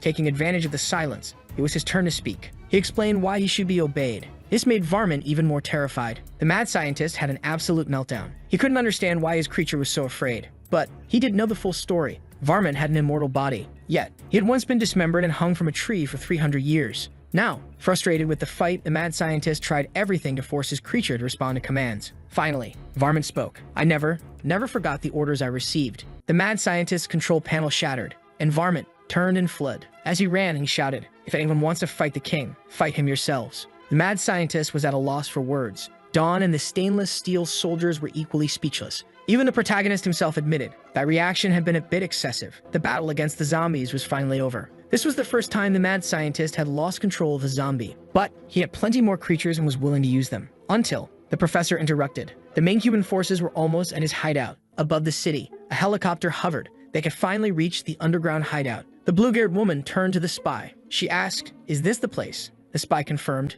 yes. It has 6 floors and spans 11,000 square meters. Not exactly good news. They would have to search every inch of the hideout. The overconfident samurai declared, sometimes the best way to solve a problem is to use overwhelming force. Then, he leaped from the helicopter, straight toward the hideout. Still in the aircraft, the blue-haired woman called him an irresponsible idiot. The faster he fell, the more powerful his attack would be. He didn't care about strategy. He just wanted to prove the sheer strength of his attack. Then, a massive explosion erupted in the city. It was so powerful that it obliterated a huge chunk of the ground. Now, he had access to the underground hideout. Sheathing his sword, he said, this is faster than taking the elevator. The blue-haired woman scoffed. She found his display of strength ridiculous. She told him, you should use your earpiece. You could trigger a trap. The chief corrected her. In the face of absolute power, there is no such thing as a successful trap. Then, he jumped from the helicopter, leaving the 2nd Defense Unit behind with his remaining subordinates. For the blue-haired woman, they're all the same. On the ground, the troops kept advancing. They entered the hideout and searched for any resistance.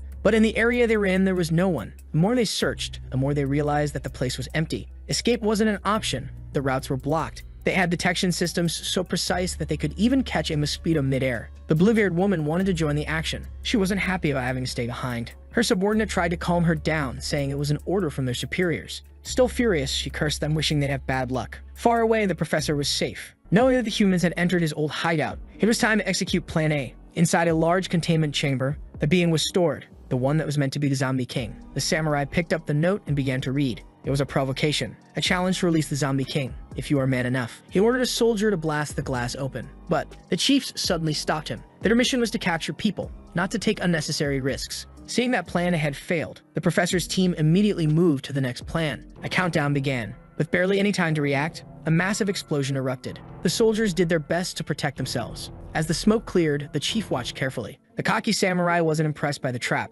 Then the mad scientist announced, the containment chamber has been opened. The professor smiled. Finally, humanity will meet its end. the dawn of a new species. He wanted his creation to wipe out all life, including his own. The Steel Samurai waited to see what kind of creature would emerge. He never expected that the zombie king would be just a small child. Both the chief and the Steel Samurai were confused. The chief warned the samurai to be cautious. It may look fragile, but it could be extremely dangerous. The samurai attacked immediately, but the creature was even faster. The chief was shocked. It's powerful, he confirmed. He immediately ordered everyone to evacuate. The top priority was ensuring that his soldiers escaped. The masses of fools ran desperately toward the exit, but the Steel Samurai wasn't satisfied with the outcome. He launched another attack. This time, he managed to split the creature in two, literally. Each half of the zombie gave birth to a new one. Of all the possible outcomes, this was the worst. Now, they had two creatures to fight, but it didn't take long for them to merge back into one. The small zombie waited, watching how the humans would move. The mad scientist ordered the release of more zombies. This would create enough distraction for them to escape. Following the plan,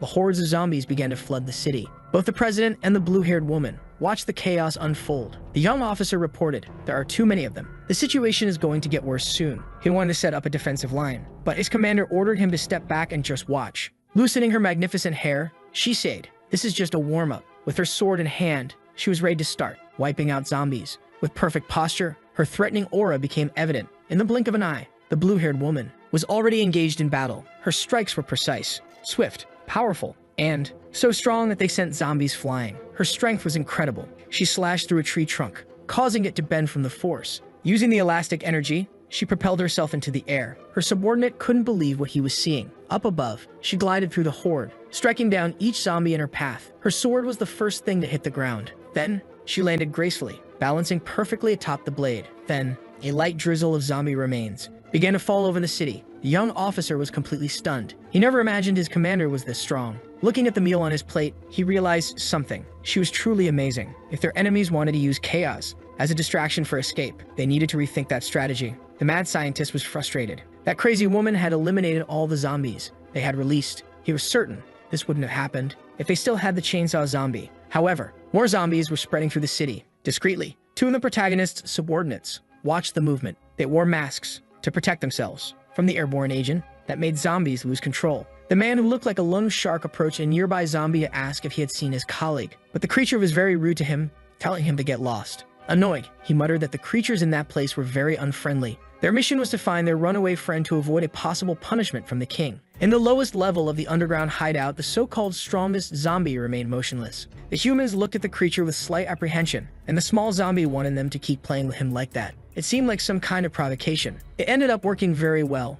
The Steel Samurai declared that if that little zombie still wanted to play, he was still too soft. With his katana firmly gripped, he didn't hesitate to strike with precision. Once again, he managed to slice the little creature into two pieces. The small pieces bounced on the ground until they merged back together, forming a single body again. The Steel Samurai was getting tired of this situation. He couldn't stand seeing his enemy constantly running away. He ordered him to man up and engage in a proper fight. It seemed like the little zombie would finally comply. He spit out his pacifier. And then a metamorphosis began to take place across his entire body. To the human surprise, it now had very interesting attributes, revealing a form they had not expected to see in a zombie. In fact, it was really impressive how much it had managed to change its appearance. It seemed that the zombie was gradually learning how to control this new body. They had no idea how that was even possible. Smiling sweetly at the humans, the transformed zombie hinted that things were about to take a different turn. Using all the charm she had just gained with her transformation, she playfully asked the men to keep playing with her. The Steel Samurai declared that he would slice her up until nothing was left. He launched one of his most powerful attacks against her, but even at the peak of his strength, it was useless. His blade was stopped with just one of her fingers. He kept pushing against her, but the zombie showed no effort at all. Faced with this problem, he realized that his enemy was much more powerful than he had imagined. Looking back, he called out for the chief to assist him in the battle.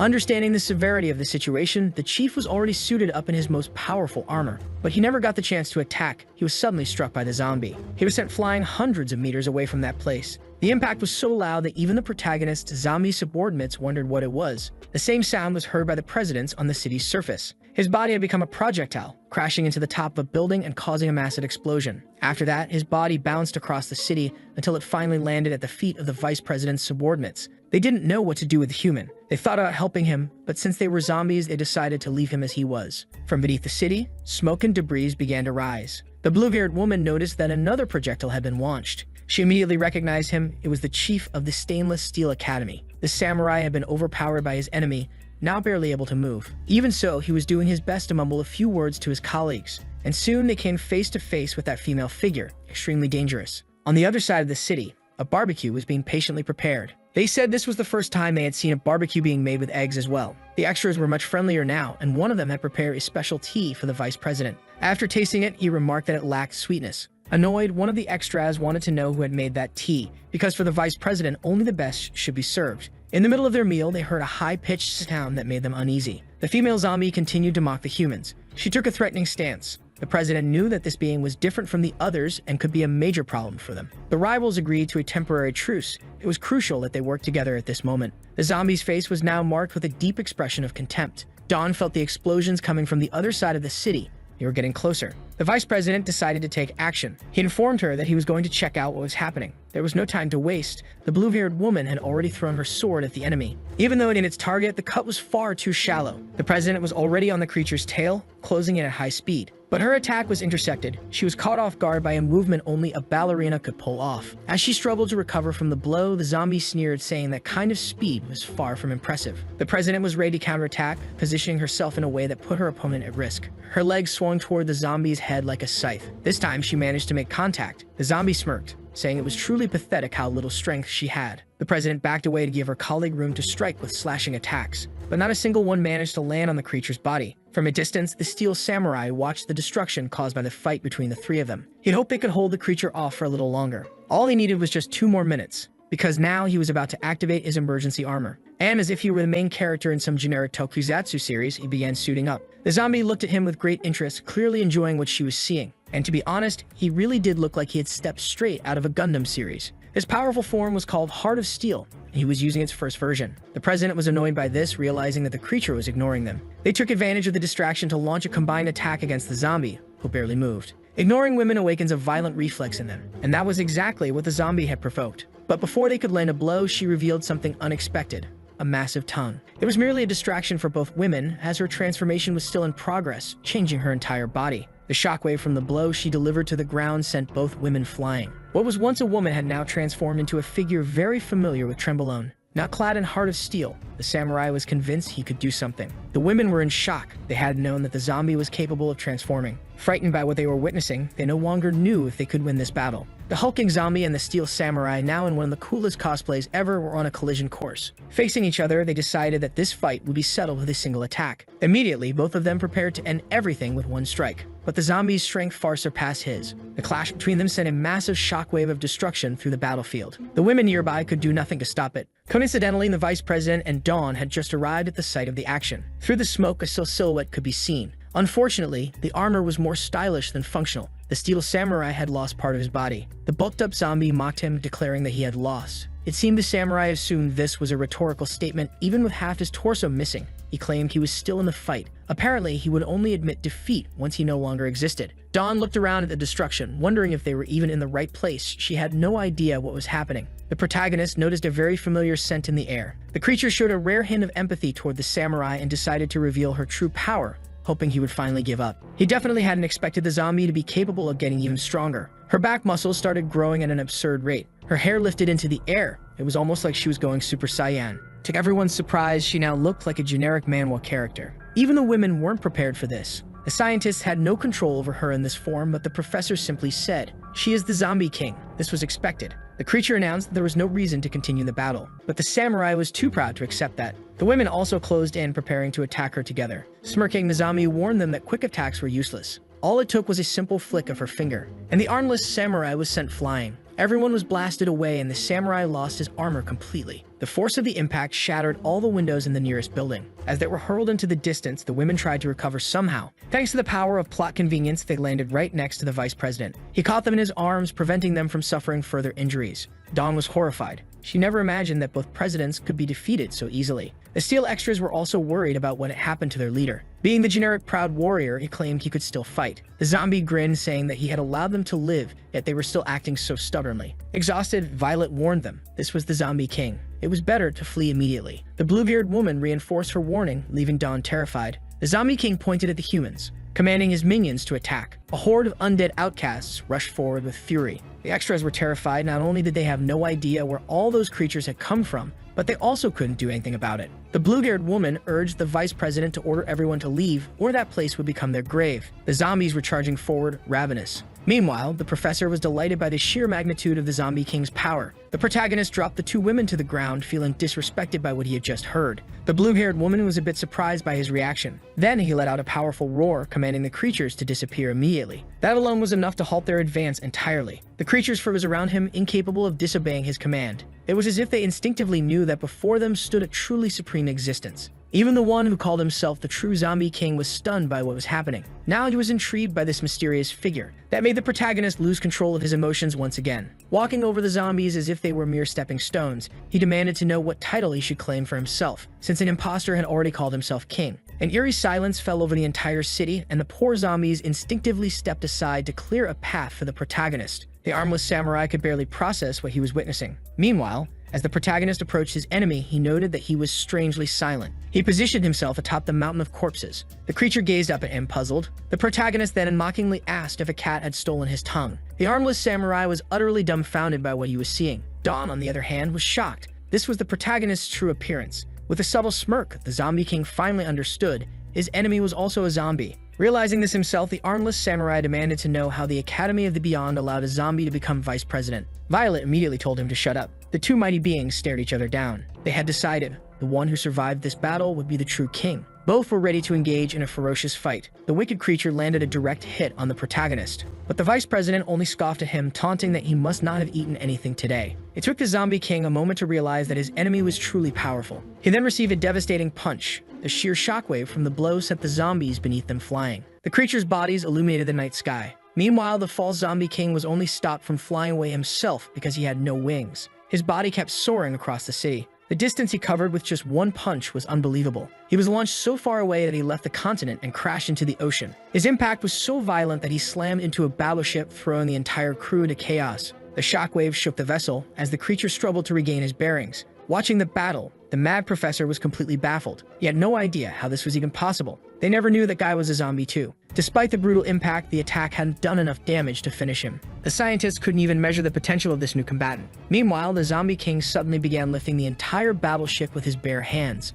Dawn became alarmed. She had just noticed something even more dangerous falling from the sky. A submarine was hurled into the middle of the city, and the Zombie King grinned, declaring that he was in fact full energy. The destruction in the city was reaching catastrophic levels. Shaking with fear, Dawn muttered that it would be best to leave this place immediately. Elsewhere, the lone shark-looking zombie was repairing the steel samurai's body. His friend scolded him, telling him to stop welding immediately. He turned around and did as he was told. The chief was furious. Those buffoons had welded what should have been cut and cut what should have been welded. Looking toward the horizon, they felt the overwhelming presence of the true king. Meanwhile, the battle in the city continued in full force. The protagonist gained the high ground, positioning himself above his adversary. He began mocking him, trying to provoke him. Dawn remained terrified, still shaken by the vice president's true form. Something was approaching rapidly. The protagonist maneuvered a cord in his hands, wrapping it tightly around the Zombie King's neck. This way, he had his enemy exactly where he wanted him. The armless samurai was still struggling to accept that this being was a zombie. Meanwhile, the vice president refused to let his enemy run away. The moment he reeled him in, he landed a crushing blow,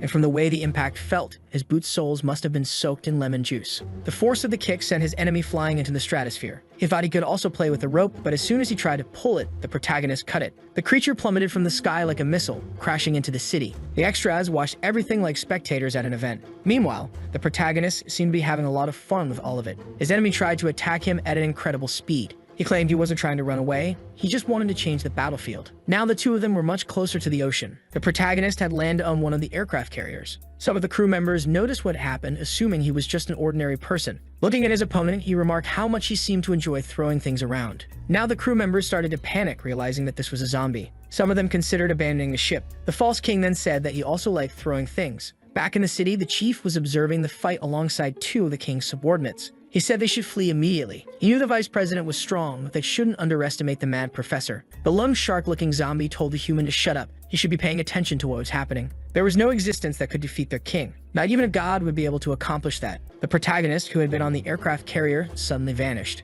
He reappeared right in front of his opponent. The false king realized that he had become even faster. Then he was brutally struck in the face. The impact was so powerful that it launched him out of Earth's orbit. He soared through space until he realized that he was no longer on Earth. And then he noticed a massive object heading straight for him. A full-size ship had been thrown at him. The gigantic aircraft carrier crashed into the zombie, burying him into the moon. Back on Earth, nobody could explain how any of this was happening. How was he so strong? Why was physics completely ignored? The protagonist was now sitting in a lifeboat. Meanwhile, the moon now had an aircraft carrier stuck to it. There was no point in trying to run anymore. Anywhere they went would be just as dangerous. The furious creature declared that this wasn't over. It began using all of its strength to break free from the aircraft carrier. After finally shaking it off, it used the moon to propel itself back toward Earth, and the protagonist was just waiting for it to get closer. Preparing himself for a jump, he began gathering his strength. Now he was also heading into space. He had to use the aircraft carrier to keep gaining momentum and return to Earth. The battle between the monsters was far from over. Knowing that the ship contained a nuclear reactor, the creature rushed toward it. Destroying part of its structure, he wanted the protagonist to experience its destructive power. The ship that had once been floating in Earth's orbit was now plummeting toward the ground. The impact created a massive explosion. Everyone watching the battle was utterly terrified. A shockwave of the explosion started tearing apart everything around it. It was so massive that it could be seen from multiple locations on the planet. Its mushroom cloud rose far beyond the clouds. The protagonist's friends and the humans all scrambled for shelter from the approaching shockwave. He stood on another ship preparing to close in on his enemy. His jump was so forceful that it made the entire vessel shake. And now the creature realized that he was once again face to face with his enemy.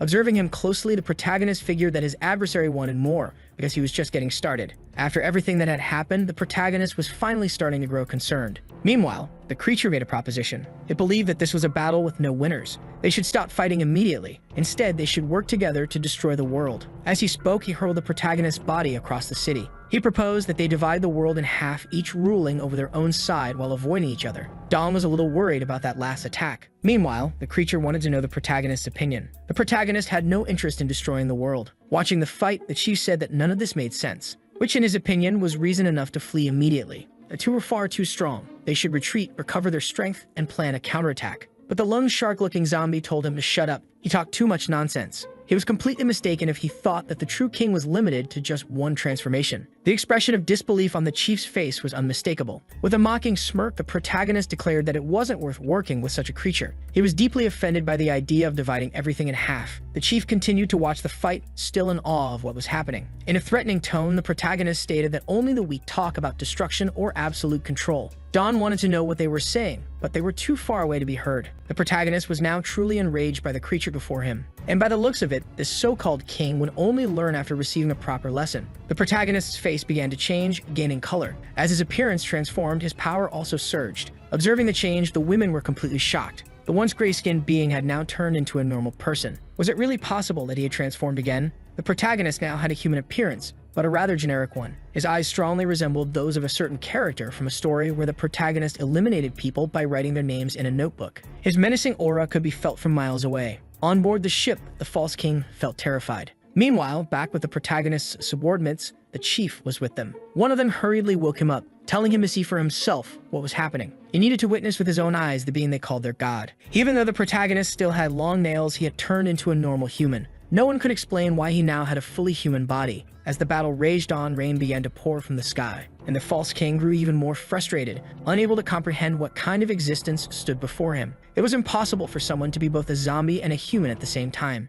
His attack was just about to strike the face of this new entity, but the protagonist did nothing, until suddenly, even the raindrops stopped moving. All he had to do was raise one hand. And just like that, the so-called zombie king's body was lifted into the air. Finally, the raindrops began moving again, but in reverse, rising toward the sky. People, too, were caught in this gravity inversion. Dawn tried to hold onto something to keep from floating away, wondering if a zombie should even have this much power. Even the massive warships weren't spared from this force. Even the sea creatures began rising out of the ocean. It was a terrifying sight. The completely subdued creature still glared defiantly at its opponent. Once he was close enough, the protagonist told him that from now on, he should call him Daddy. Even from space, one could see the cataclysm taking shape. Dawn finally realized that this was a massive tornado. The presidents crashed to the ground. The fish that had been flung into the air also started falling back down. Recovering from the impact, Violet stated that no zombie should be capable of all this. A gigantic whale crashed onto the rooftop of a building. Everything was so absurd that even the mad professor was stunned. In his paperweight-like state, the false zombie king had no idea how this was possible. The mad scientists had never seen anything like this in their entire lives.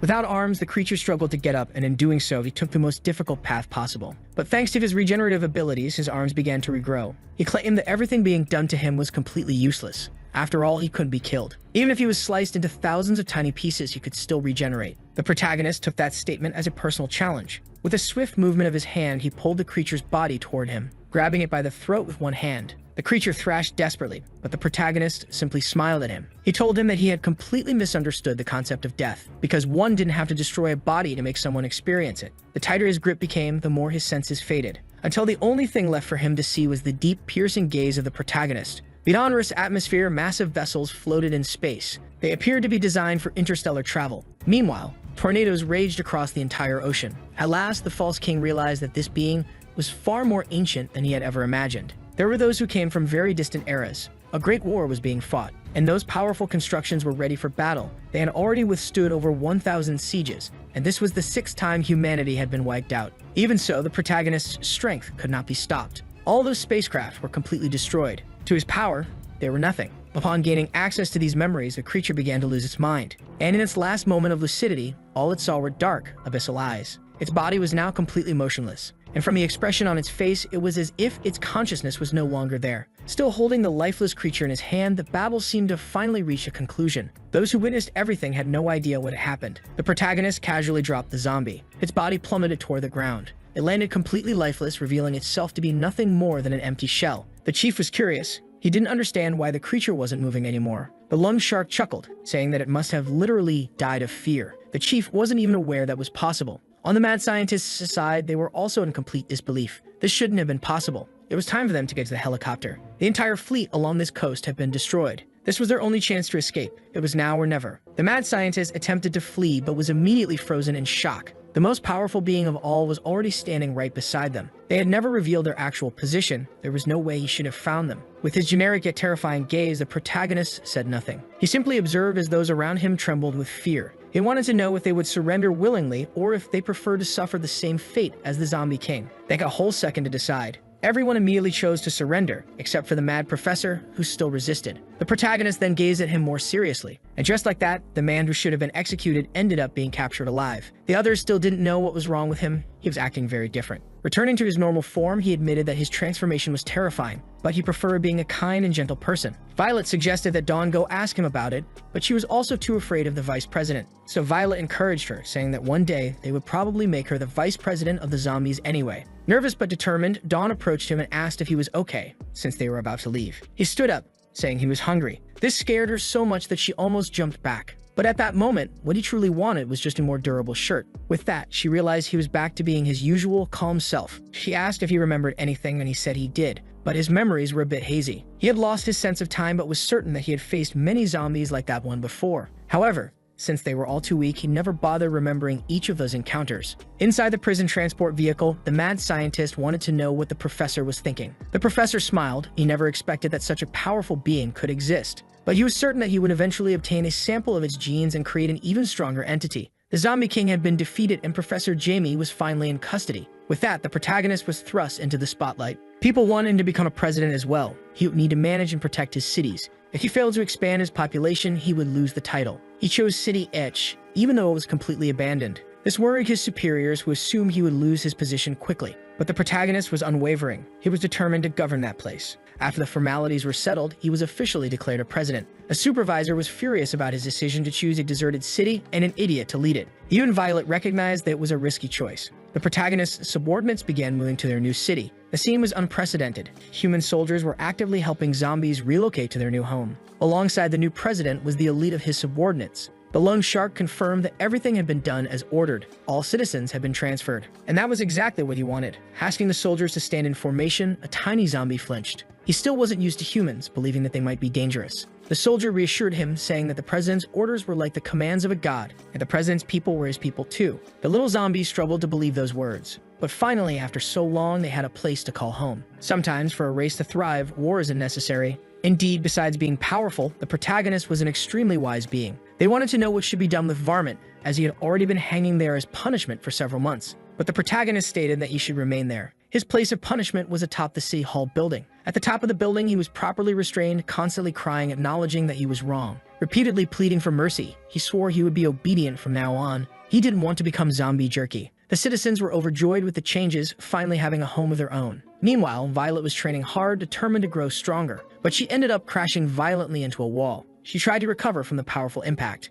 After getting back on her feet, she coughed heavily. She had no idea how this could even be possible. On the other side of the battlefield stood Dawn, who had undergone a staggering power boost. Seeing this firsthand, Violet realized there was nothing she could do. This was power beyond what could be surpassed. It was as if Dawn had two completely different personalities. As Violet watched her closely, the smile on Dawn's face reflected a clear shift in her demeanor. Dawn declared that she could still fight. Violet, determined to improve, launched herself at incredible speed. She maneuvered to get behind her friend, but she was suddenly caught off guard by Dawn's completely unnatural head movement, something no normal human would do. This bizarre sight shocked the president, forcing her to abort her attack. She asked if Dawn was still human, but the shock made her forget about that for now. They were still sparring and Dawn launched an aggressive assault. Violet quickly switched to evasive maneuvers, dodging the gunfire. Dawn's machine gun was singing like it was on a live TV show. Dawn boasted that she was now strong enough to become a president herself. Then she started laughing sadistically, her machine gun still roaring. After dodging for a long time, Violet finally found cover. But it was clear that she was reaching her limit. Her frustration was only surpassed by the anger she felt toward herself. Determined to push forward, she demanded that Dawn show her strongest technique now. This triggered the zombie cells in Dawn's body, activating at full power. Violet rushed in, executing one of her best attacks.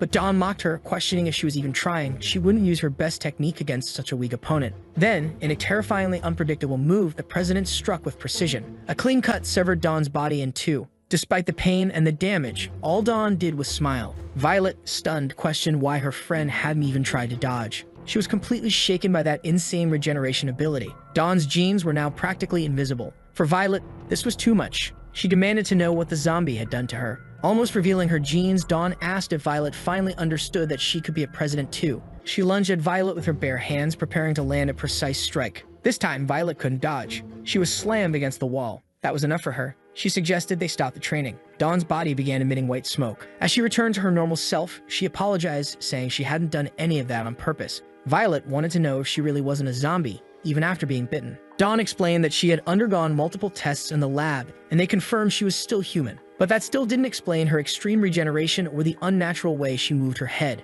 Dawn felt she could transform whenever she wanted, yet she didn't feel any different physically. And whenever she felt exhausted, she could take stimulants without suffering any side effects. Hearing this, Violet's expression turned into pure frustration. She demanded that Dawn move out of her way. She had something important to do. Dawn asked where she was going, but Violet told her it wasn't her business. Another subordinate also asked where she was headed. Violet was already rushing towards City Edge, the protagonist's territory. She boarded a plane in a hurry. The aircraft took off, heading straight for the city. Finally, the plane landed at the airport. The president disembarked in a panic, ignoring her subordinate entirely. Outside the City Hall building, everything was running as usual. The protagonist was assigning different districts to his subordinates. Finally, it was time to assign a role to the lone shark-looking guy. He was ready to serve loyally and irresponsibly. It was no surprise that he looked like a loan shark. The protagonist saw potential in him to manage the city's treasury, making him responsible for all the money. The meeting room door suddenly swung open. Recognizing Violet, the protagonist asked what brought her there. The woman hurriedly approached him. The timing was perfect, as he had planned to report the city's situation to her. But instead, Violet forcibly grabbed his mouth, making him bite her arm. Thanking him for what he had done, she told him he could do whatever he wanted with the city. Now she was already outside, heading back to her own city. On her way out of City Hall, she ran into her subordinate. He was concerned about the bite, worried she might now be under his control. If the protagonist ever decided to betray humanity, they would be in serious trouble. But the idea of gaining all that strength and regeneration ability was far too tempting. It was worth the risk. She didn't even care if she had to dance for him. Meanwhile, in the meeting room, the protagonist was trying to figure out what had just happened. After assigning roles to his subordinates, the city slowly began to flourish. There was now a clothing store for zombies. There were barbers. There were janitors all over the city and even furniture brokers. A driving school had been established to teach zombies how to drive vehicles. Even though zombies weren't exactly used to those things. From his office in City Hall, he watched the city's progress. It gave him an incredible sense of fulfillment. Meanwhile, his file was being reviewed by the supervisor. She was not impressed by this new president's credentials. She couldn't understand what had motivated the Academy of the Beyond to appoint him. Soon, she learned that he was also a zombie, or at least, that's what the president of the Academy of Stainless Steel claimed. But she assumed it was just slander, as rival academies often spread false rumors about one another.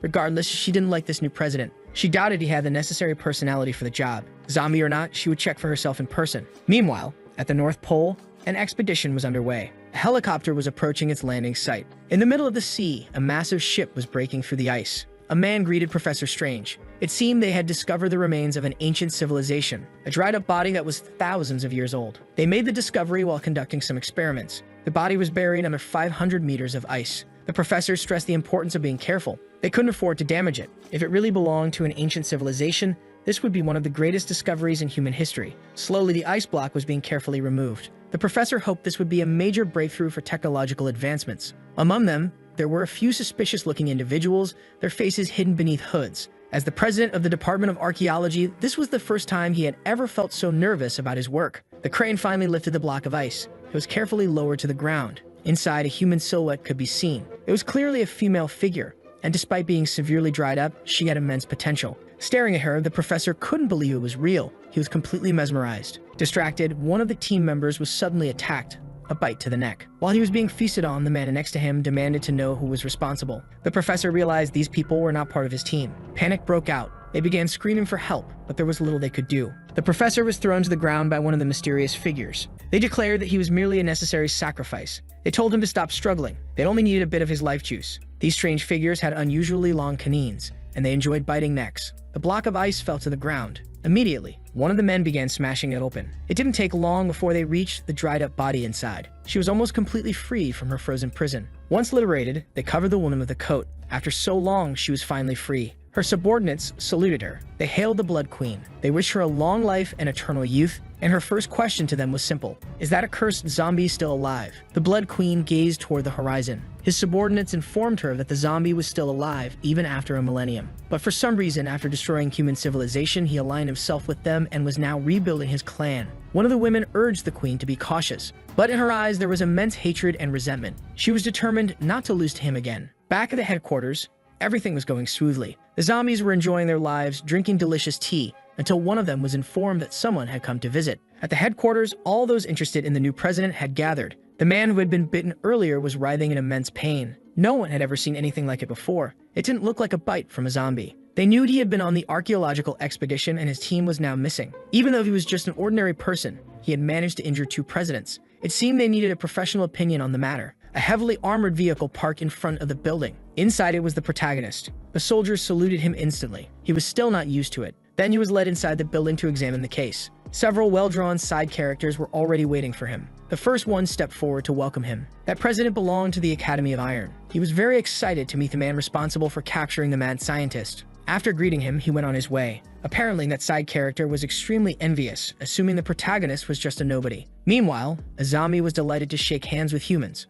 Another foolish character scoffed, saying he could tell just by looking that the protagonist was weak. At the same time, the Iron Samurai wondered if these side characters had a death wish. After making this remark, he suddenly realized the Iron Samurai had disappeared. Wisely, he decided to hide. He hadn't expected the zombie to be coming. The doctor asked the zombie to take a look at the case, hoping he might recognize the type of monster. But the zombie barely even knew his own age. How was he supposed to know what kind of creature it was? However, he noticed very peculiar markings on the man's neck. It unlocked a distant memory in his mind. A bit nervous, Violet asked if he had figured something out. The man was becoming increasingly aggressive. Then he finally realized who he was dealing with. The first rule of being a scoundrel is to be smart. It ensures longevity. The protagonist became extremely excited by this discovery. He knew that the man belonged to the Blood Tribe. A massive energy surge radiated from his hand, so powerful that it sent shockwaves throughout the room. The vampire, who had been acting aggressively, instantly curled into the fetal position, trembling in fear. The humans were sent flying across the room. Even the foolish side character wasn't spared. No one knew what had caused that sudden explosion. Something was happening. On the other hand, the girls were already accustomed to this kind of situation. Staring at the creature, the protagonist was certain he had wiped them off the face of the earth long ago. But clearly, he had been wrong. He wanted to know where that little girl who loved to poison him was. The vampire insisted he knew nothing. He had only been in this form for a day and desperately wanted to be spared. Finally, the zombie's energy stabilized. The other presidents were starting to have second thoughts about their initial impressions of the zombie. Meanwhile, the Iron Samurai was regretting not staying home. The worst of the tension had passed and the zombie had truly returned to normal. The girls approached him, eager to know if he had discovered anything. They wanted to know what the Blood Tribe was exactly. The protagonist warned them to be extra cautious in the coming days. His expression turned deadly serious, as if he was about to reveal something crucial. The girls braced themselves for a revelation that could change their lives. Then the protagonist said he had forgotten what he was about to say. Violet was furious at that unnecessary tension. She assumed that every time he transformed, his brain weakened. He tried to defend himself, saying he would remember soon. The other presidents now believed he really was weak. Hearing this, the protagonist shot them a sideways glance, which almost made them ruin their underwear. Meanwhile, in an abandoned city. The vampires were showing the Blood Queen their new home. Seeing that they basically lived on the streets, she was absolutely disgusted. Their living conditions were so pitiful that they even received alms without asking. The passersby couldn't understand why beggars were on these streets. After all, the government-managed cities were well maintained. One of the queen's subordinates saw the small amount of money and was overjoyed, which only infuriated her even more. She didn't understand why she had been revived, knowing they were in a completely vulnerable situation. The girl stated that the last millennium had been incredibly difficult to survive. Ever since the zombie turned her into a dried husk, all they could do was watch from afar. After that, he started exterminating vampires. They had to do whatever it took to survive. To stay away from the zombie, they had to pretend to be dead. And because of his existence, they had been hiding for the past 1,000 years. No matter where they were in the world, they hid from both humans and the zombie. They had been living this way for so long that her friend had turned into a complete idiot. The queen declared that reviving her had been pointless. Back then, she was already no match for him, so there was no chance she would be now. Then the idiot finally spoke up, saying they had revived her because they had obtained a crucial piece of information. They had heard about someone who could make her invincible. The girl confirmed that it was true. Now the queen was interested. She wanted to know who this person was. "It's that man," the idiot said, showing her a photo of the mad professor. Inside the headquarters, the humans were still gathered. They had gone to see the mad professor, who remained completely restrained. To the zombie, it would be better if the prisoner wasn't alive anymore. But Violet argued that they needed to uncover more about his hidden experiments. Not to mention, the professor still had many spies. The protagonist stated that the professor could easily escape from this prison. A poorly informed side character scoffed, claiming it was impossible as the professor was under extremely tight security. Since it was the zombie who had captured him, they decided to take him on a tour of the facility. The prison had been built especially to contain him. The depth of the facility was 3 kilometers underground. It had 1,500 floors and 100,000 armed guards. Even with an elevator, it took half an hour to reach the lowest level. Not to mention the wide variety of weaponry in place. But that was just the beginning. There was a president assigned to every 100 floors, totaling 30. Additionally, there were 2 exclusive warden presidents overseeing the entire prison. With this level of security, an escape was unimaginable. To top it all off, there was a massive bomb installed in the facility. The professor was physically attached to the detonator. Even if he were freed, the explosion would completely erase him from existence. Even a god wouldn't survive such an explosion. It seemed like the protagonist was slightly impressed. But in reality, he found humans to be a bit too paranoid. He was almost embarrassed with them. They were way too ridiculous. In a dark alley near the prison, the Blood Queen was also watching the facility. She was shocked by the level of security. "Humans are such hateful creatures," she muttered. Meanwhile, a side character told the president that an inspector was heading to the protagonist's city. She should inform her boyfriend. She immediately denied that they were dating. She also didn't understand why she was being told this. The inspector was informed that the city was full of zombies, but the side character wasn't concerned. To him, the only thing that mattered was absolute strength. After hearing that, the president made a peculiar expression. She realized that this fool would soon learn how things really worked. That particular city was very well structured. The zombie was surprised by how prosperous human cities had become. Meanwhile, the mad professor remained in his unbreakable prison. Inside the prison, a man was on his way to deliver food to the professor. One of the scientists believed that there was no hope left for them, but the professor still desperately wanted the zombie's genes. This terrified his subordinate. He was convinced that they would all be executed soon, but the professor was confident. As long as the humans didn't have access to his research, they wouldn't get rid of him. He had already ordered his spies to store all the important data somewhere, even he didn't know where. He was determined to make these fools regret leaving him alive. The zombie was too strong for them to extract a genetic sample. It was probably impossible to create anything stronger than him. But to the professor, that didn't matter. He only needed to find a test subject that was already powerful. That would make his work much easier. However, there was one problem. This was a maximum security prison. The scientists had no idea how they would escape. The professor fell silent because he already knew what was happening. The food delivery robot was approaching them. It was small, moving very slowly. It was so cautious that it almost seemed suspicious. Even the robot itself seemed hesitant. Watching the scene, the mad scientist was completely confused. But the professor casually swallowed a bite of food. A tiny probe had been hidden in one of his teeth, and he continued acting like nothing had happened. He was secretly communicating with the spy, wanting to know where the Zombie King's body was. He learned that it was being stored in a laboratory on the 200th floor of the prison, guarded by 2 wardens. The body remained completely unresponsive. The professor ordered his spy to continue following his instructions. Meanwhile, in the city, the zombie was joyfully strolling through the streets when his phone rang. It was Violet. She informed him that an inspector was on her way to his city and would be arriving any moment now. That auditor's job was to evaluate the citizens' quality of life and lifestyle. If she found out that he was a zombie, he would be immediately fired. Extremely anxious, he asked if she would believe him if he simply claimed to be human. Violet scolded him, reminding him that his entire city was full of zombies. She urged him to do something about it immediately. After hanging up, he was covered in fear. He imagined that everything was already over. He He had no idea what to do and no clue it was even within his power. Then, as he looked into a shop window, something caught his attention. Inside, there were tons of makeup supplies. The inspector arrives. The inspector finally landed at the airport. A plane was already prepared to take her to City Ish. Her biggest concern was the weak personality of this new president. That's why she was eager to fire him. Meanwhile, in the city, to the president's surprise, several vehicles suddenly started falling from the sky. This unusual sight was the work of the protagonist. His subordinates were curious about what he was up to. Those trucks were packed with makeup. It was meant to be used to disguise the citizens since an inspector was on the way. Realizing the urgency of the situation, the loan shark immediately started organizing teams to ensure the task was completed on time.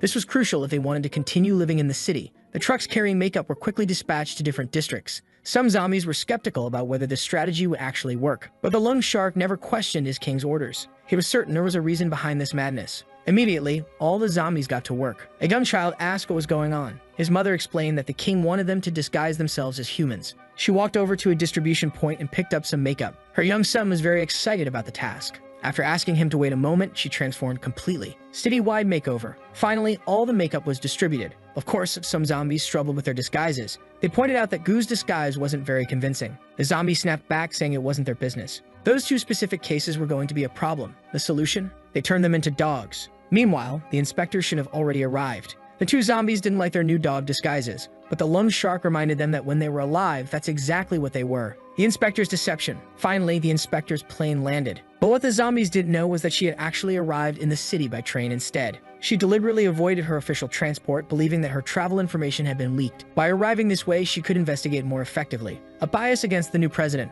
One of the side characters wanted to know why she hated the new president so much. Apparently, she believed he was weak and unqualified. Besides, very few people ever impressed her. And in this particular case, she was already biased against him. Overhearing the conversation, she asked what was wrong with having an opinion in advance. Ever since the High Superintendent abandoned his authority, she believed that any random fool could become president. She firmly believed that only the superintendent could lead humanity toward a prosperous and glorious future. Back in the city, the protagonist continued eating his meal of eggs. Now that the inspector had arrived, it was time to get to work. As they discussed the matter, a side character mentioned that it had been a long time since they had seen the High Superintendent. He had gone off on an expedition and was expected to return soon. At the airport, the city's team was still waiting for the inspector's arrival. They started finding her delay suspicious but decided to keep waiting. The first inspections begin. Two of the inspector's assistants headed to a store to begin the evaluation process. There, they noticed something unusual. Every single product in the store was made from eggs. This deeply disturbed one of them. He declared he couldn't even bear to look at or hear about eggs, which confused the inspector since that man was blind and deaf. Interviewing the citizens, meanwhile, another assistant interviewed a citizen about the Zombie King's administration. He asked if the citizen had ever had any complaints. The citizen replied that the king was wonderful. He gives free houses and eggs. Right in the middle of the interview, the citizen's arm suddenly fell off. This was definitely not something the inspector had expected. He panicked, deeply concerned about the man's condition. But the citizen simply picked up his arm and walked away. He casually explained that it was just a prosthetic and that the inspector shouldn't worry. Still, the assistant remained extremely confused. They couldn't find a single sane person in the entire city. It was the first time the inspector had dealt with such ridiculous humans. It was almost as if they were zombies. She started assuming that the Zombie King had built a city for weirdos and lunatics. A dangerous meal. Meanwhile, the Zombie King was staring at something atop a building. One of his soldiers noticed that something was off. Another subordinate asked what was wrong. He explained that the king had been acting strangely ever since he ate. He was mumbling things and trembling. His assistant asked if there was something unusual about the food. The soldier wasn't sure. All he knew was that the president was hungry, so they decided to make some spicy scrambled eggs for him. That was a big mistake. The king absolutely couldn't eat that kind of food. The soldier, confused, asked why. Then he learned the terrifying truth. Spicy food triggers his uncontrollable mode, and once activated, he remains in that state for at least a month. Spreading the bad news. This needed to be reported immediately. He called Blackie and explained the situation. At first, Blackie was confused. They had already banned all spicy food from the city. He had no idea how this had happened. Unfortunately, the lone shark was just as clueless. Now, everyone was on edge. The guy who looked like Piccolo speculated that the king might exterminate the inspection team. And honestly, that was a real possibility. The inspection team's journey continues since there wasn't much else to see at their current location. The inspection team decided to move on. That's when they noticed a strange object in the sky. It was a truck. It crashed near them, sending debris flying everywhere. Moments later, the Zombie King himself arrived. The inspectors were baffled. There wasn't supposed to be a truck there. Now standing before them, the president seemed excited. He declared that he would personally take the inspector on a tour of his city. The inspection team struggled to recover from the shockwave. They had no idea what had just happened.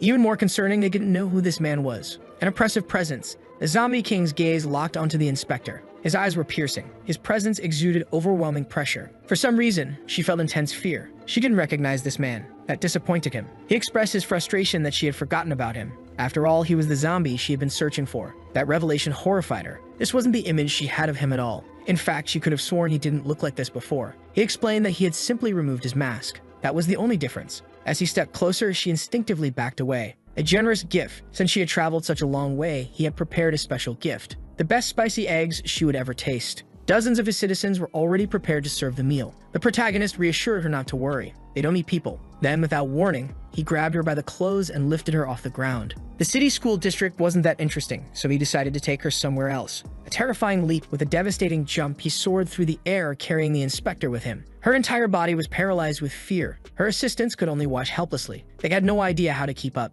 Meanwhile, his subordinates saw what was happening. They knew they needed to move immediately. The grand tour begins. They descended toward the ground at a dangerous speed. The protagonist landed on the rooftop of a building, completely shattering the floor upon impact. Still holding the inspector, he told her to take a look. "This is my city," he declared, "and we're already starting to expand it." There were all kinds of professionals, even white-collar workers. There were cleaning crews, business operators, and people working hard to generate revenue. He was about to explain the city's laws and regulations, but the inspector was still paralyzed with fear. Since she wasn't moving, he continued dragging her through the streets. Law and order, Zombie Edition. He pointed out how everyone obeyed traffic laws. There were no infractions. Then, a truck driver suddenly panicked. Only his leg was visible, as if the rest of his body had been removed. The Zombie King calmly explained how lawbreakers were dealt with. They get launched into the sky. To demonstrate, he sent the truck flying. Even though it didn't have wings, it soared into the air like a rocket. The inspection team witnesses the madness. The inspection team was about to take a taxi when they noticed what had just happened. Now they could clearly see a truck embedded in one of the city's buildings.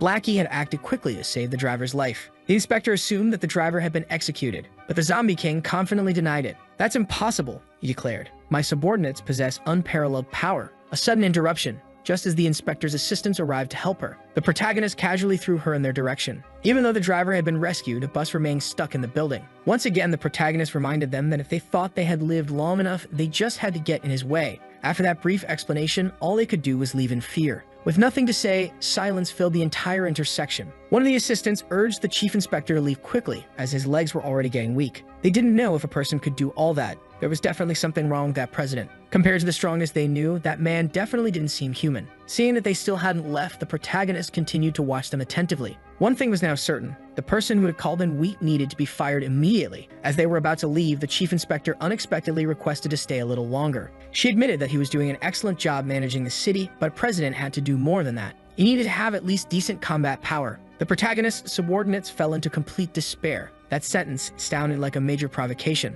The woman stated that she hadn't yet seen the full extent of his power and wasn't sure if he was truly capable of protecting the entire city. Fearing what might happen next, the protagonist's subordinates immediately restrained her, completely terrified. Now they were genuinely worried that he might have overheard those words. The zombie halted his departure and remained silent for a long moment. He became very interested in the woman's statement. Apparently, she truly wanted to see everything he was capable of. His subordinates could only hope he would change his mind and not take it seriously. Agreeing to her request, everyone was escorted to a beach. The zombie with a sack on his head had a terrible feeling about what was about to happen. They all stood there, watching what the protagonist would do. The inspector had no idea why they had been brought to that location. It was easy to notice that the shadow of the protagonist's figure was overwhelmingly intimidating. Knowing his boss well, the zombie with a sack on his head felt the need to give the inspector a final word of advice. Everything, absolutely everything that happens from here on out is your fault. We have nothing to do with this anymore. Terrified by the warning, she exchanged glances briefly with the zombie. By then, he had already started to unleash his power. One of the men grew nervous as the rocks in the area began to float. The protagonist was emanating even greater power. His body was gradually transforming once again. Once more, he took on the form of a generic protagonist. Even though they had spent the entire day with zombies, it was the sight of a human face that truly terrified them. They couldn't understand what had happened to the protagonist. Until now, the ocean waves had been moving naturally. But after he began emanating all this power, the water had stopped as if it were a solid object. The entire atmosphere had become completely unnatural. The people around him could feel that even the air had changed in density. They had no idea what he was doing. Suddenly, he launched himself into the air, sending them flying backward. His strength was immeasurable, creating a small epicenter of shockwaves. Had it not been for the kindness of the zombies present, the inspector's assistants would still be airborne. She herself was unable to hold on to the ground.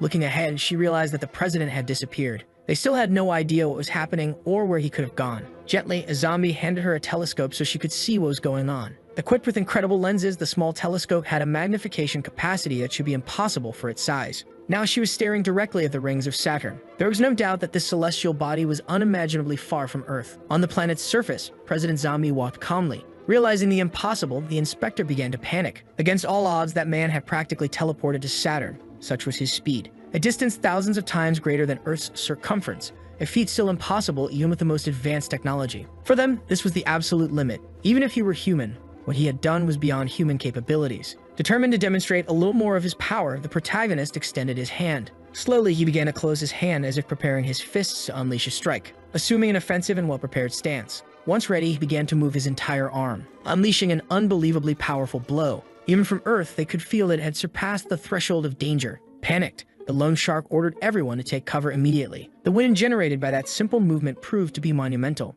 creating a small cataclysm in the middle of the ocean. Giant waves, worthy of an apocalyptic setting, began advancing toward the continent. On the beach where everyone stood, the humans could do nothing but panic and soil themselves. Back at headquarters, a violent earthquake began to shake the building. A loud alarm blared throughout the city. The level 12 tsunami had been detected. Violet, after hearing that, was completely in disbelief. It was truly terrifying. That massive water movement was more than enough to wipe out the entire human race. Dawn could do nothing but scream in terror. The truth was that even if they wanted to do something, they would never be capable. The city's defense system was activated at its initial level. Massive walls began to rise in an attempt to contain the advancing water. Meanwhile, in the middle of the ocean, there was something resembling a clearing. The water had been forced away from the area. At the epicenter of the impact stood the protagonist, wanting to know if that demonstration of power was sufficient proof of his strength. From outside Earth's atmosphere, it was possible to see the full magnitude of it. After witnessing that, the inspector was speechless, while the protagonist watched them like ants. Transforming once again, he began heading back to his city with his subordinates.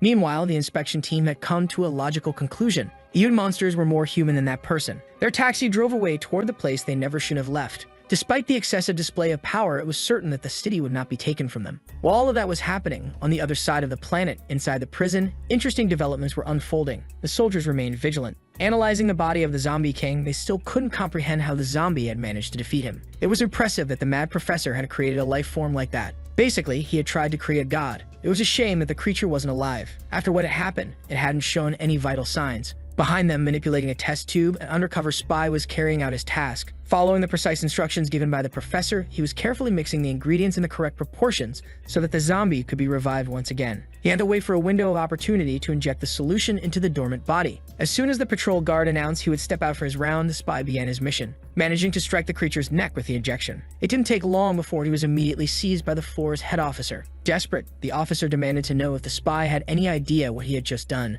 The creature's eyes glowed with evil once more. Suddenly, explosions began to erupt throughout the prison. The president, who had previously underestimated the zombie, was now completely terrified. Throughout the prison, alarms blared loudly. Smoke billowed across the corridors from the rubble and destruction. The Zombie King was awake once again as if he had returned from a long nightmare. He received orders from the professor to get them out of there. The professor promised to make him even stronger than that other monster. In the air, an aircraft was approaching the prison. Inside, someone was furiously kicking the hatch, keeping them locked in. With one final kick, the door was sent flying outside, putting all passengers in danger. The plane had been hijacked, and the hijackers ordered everyone to remain still. As long as they cooperated, no one would get hurt. Given the situation, the crew members decided to comply. The Blood Queen was now dressed properly. Air access was the only way in. Her subordinate reminded her about the bomb attached to the professor's body. She knew that, but there were no other options. She believed it was nothing more than a human trick. If she couldn't handle it herself, she wouldn't be worthy of being called a queen. As soon as they flew over the target location, they jumped from the aircraft toward the prison.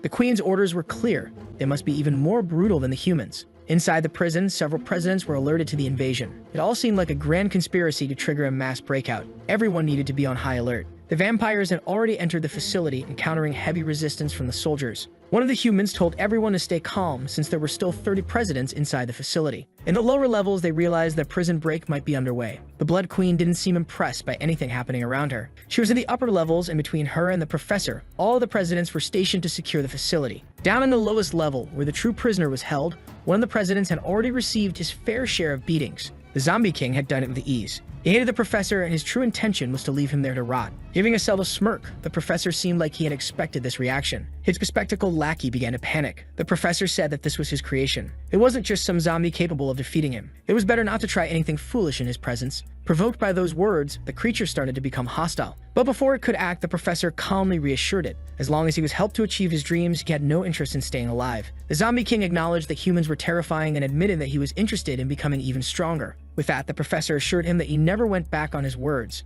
Outside the prison walls, they could hear the tremors and explosions. The presidents were struggling to hold back the invaders. They had no idea who these people were, nor did they care. The Blood Queen had no intention of explaining herself to mere extras. With unshakable confidence, she advanced toward them. She gave them two choices. Either they hand over the professor, or they find out just how strong she really was. Determined to fulfill their duty, the first president decided to attack. Despite the hostility, the queen still didn't move. These presidents were resolute. They wouldn't let her do as she pleased inside the prison. But the fight was over faster than expected. Pieces of cyborgs were scattered across the floor. It had all happened so fast that no one even saw what occurred. The soldiers, being just normal humans, were terrified. Still, they opened fire. The queen knew that their human weaponry posed zero threat to her. The assault rifles began to sing their song of violence. But the bullets hit her skin and fell to the ground. They couldn't even tear her clothes. She was completely unfazed. Not even a single blink was necessary. One of the vampires stretched out her hand, mocking human technology. More explosions erupted inside the prison. Meanwhile, on the lower levels, the professor's rescue mission continued. The mad scientist was shocked that the bomb hadn't been triggered. That's when the mad professor revealed that they had a 2-second window after the power ran out.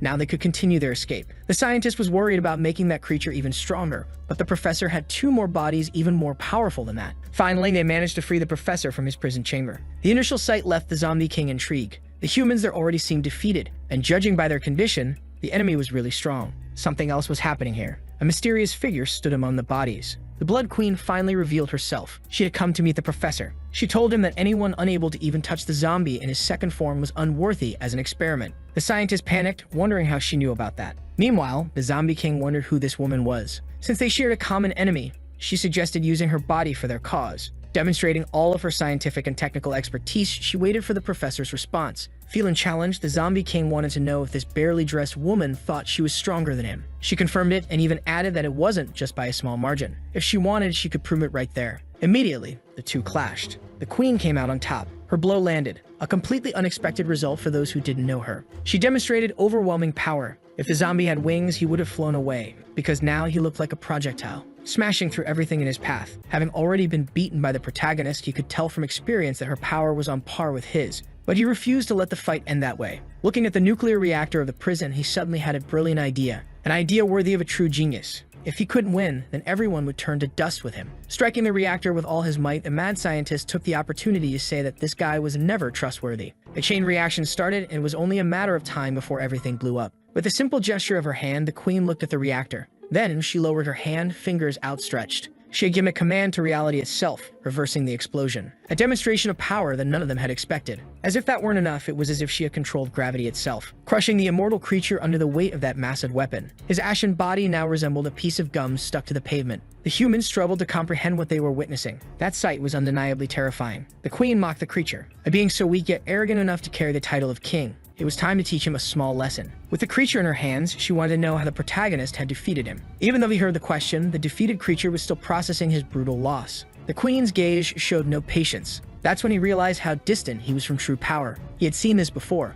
These two creatures were monsters from a civilization that no longer existed. A deep terror began to consume his mind, until he became completely motionless before her. The queen had shown him where he truly belonged. Dropping his limp body onto the ground, the once revived zombie king stopped breathing once again. With that, she also demonstrated her power to everyone there. She had subjugated a mighty existence as if it were nothing. The zombie king before her was nothing but an insect. The presidents who had been defeated by that creature were now certain that this woman was in a league of her own. Even the mad scientist struggled to believe what he had just witnessed. Finally, she turned her attention to the professor. She wanted to know if he was good enough to be her experiment. She was waiting for a positive response. But the professor was too stunned to answer immediately. After what he had just seen, she was more than enough. At the top of Citier's town hall, the misbehaving zombie was still being punished. Violet had arrived to speak with the protagonist. She had an urgent matter. She was warned that this wasn't a good time, but since it was an emergency, she couldn't delay. His subordinate tried to warn her that it was dangerous. Paying attention to those words, Violet said she had no idea what he was talking about. She entered the president's office saying she had terrible news.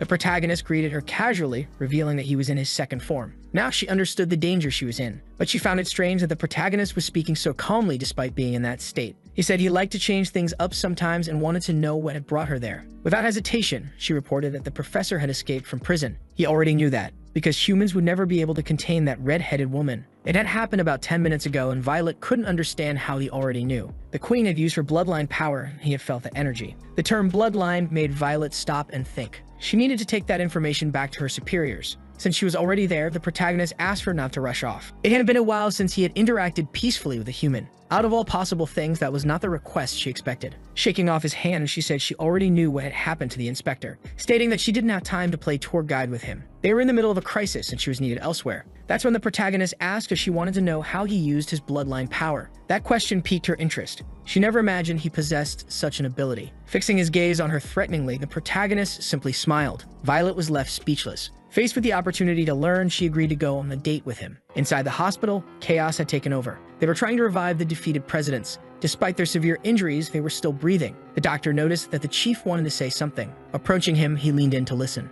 It was crucial to speak with the department head. Meanwhile, the villains were finally gathered in a safe location. It was deeply disappointing that the queen was now wearing more casual clothes. It was the first time the professor had analyzed such an astounding body. The vampire warned that the experiment better work as they were not patient. But the scientist insisted that the professor's research was the cornerstone of human progress. There had been a previous success achieved by the protagonist himself. Even if she was a vampire, the experiment would work. All they needed were the protagonist's genes. Knowing this, the vampires hoped they wouldn't be the ones tasked with collecting that genetic material. The professor assured them he wasn't stupid enough to send them to their doom. Even so, they were still uneasy about possibly being sent on a dangerous mission. They wanted to know how he planned to obtain the material and whether he expected it to be delivered as a gift. The queen also seemed interested in the matter. With a mocking grin, the scientist prepared to reveal something. They already had a sample of the genetic material. The vampires were stunned. They had no idea how he had obtained it. A human had collected the genes while undergoing several experiments to see if she had turned into a zombie. One of the professor's spies had managed to extract a sample.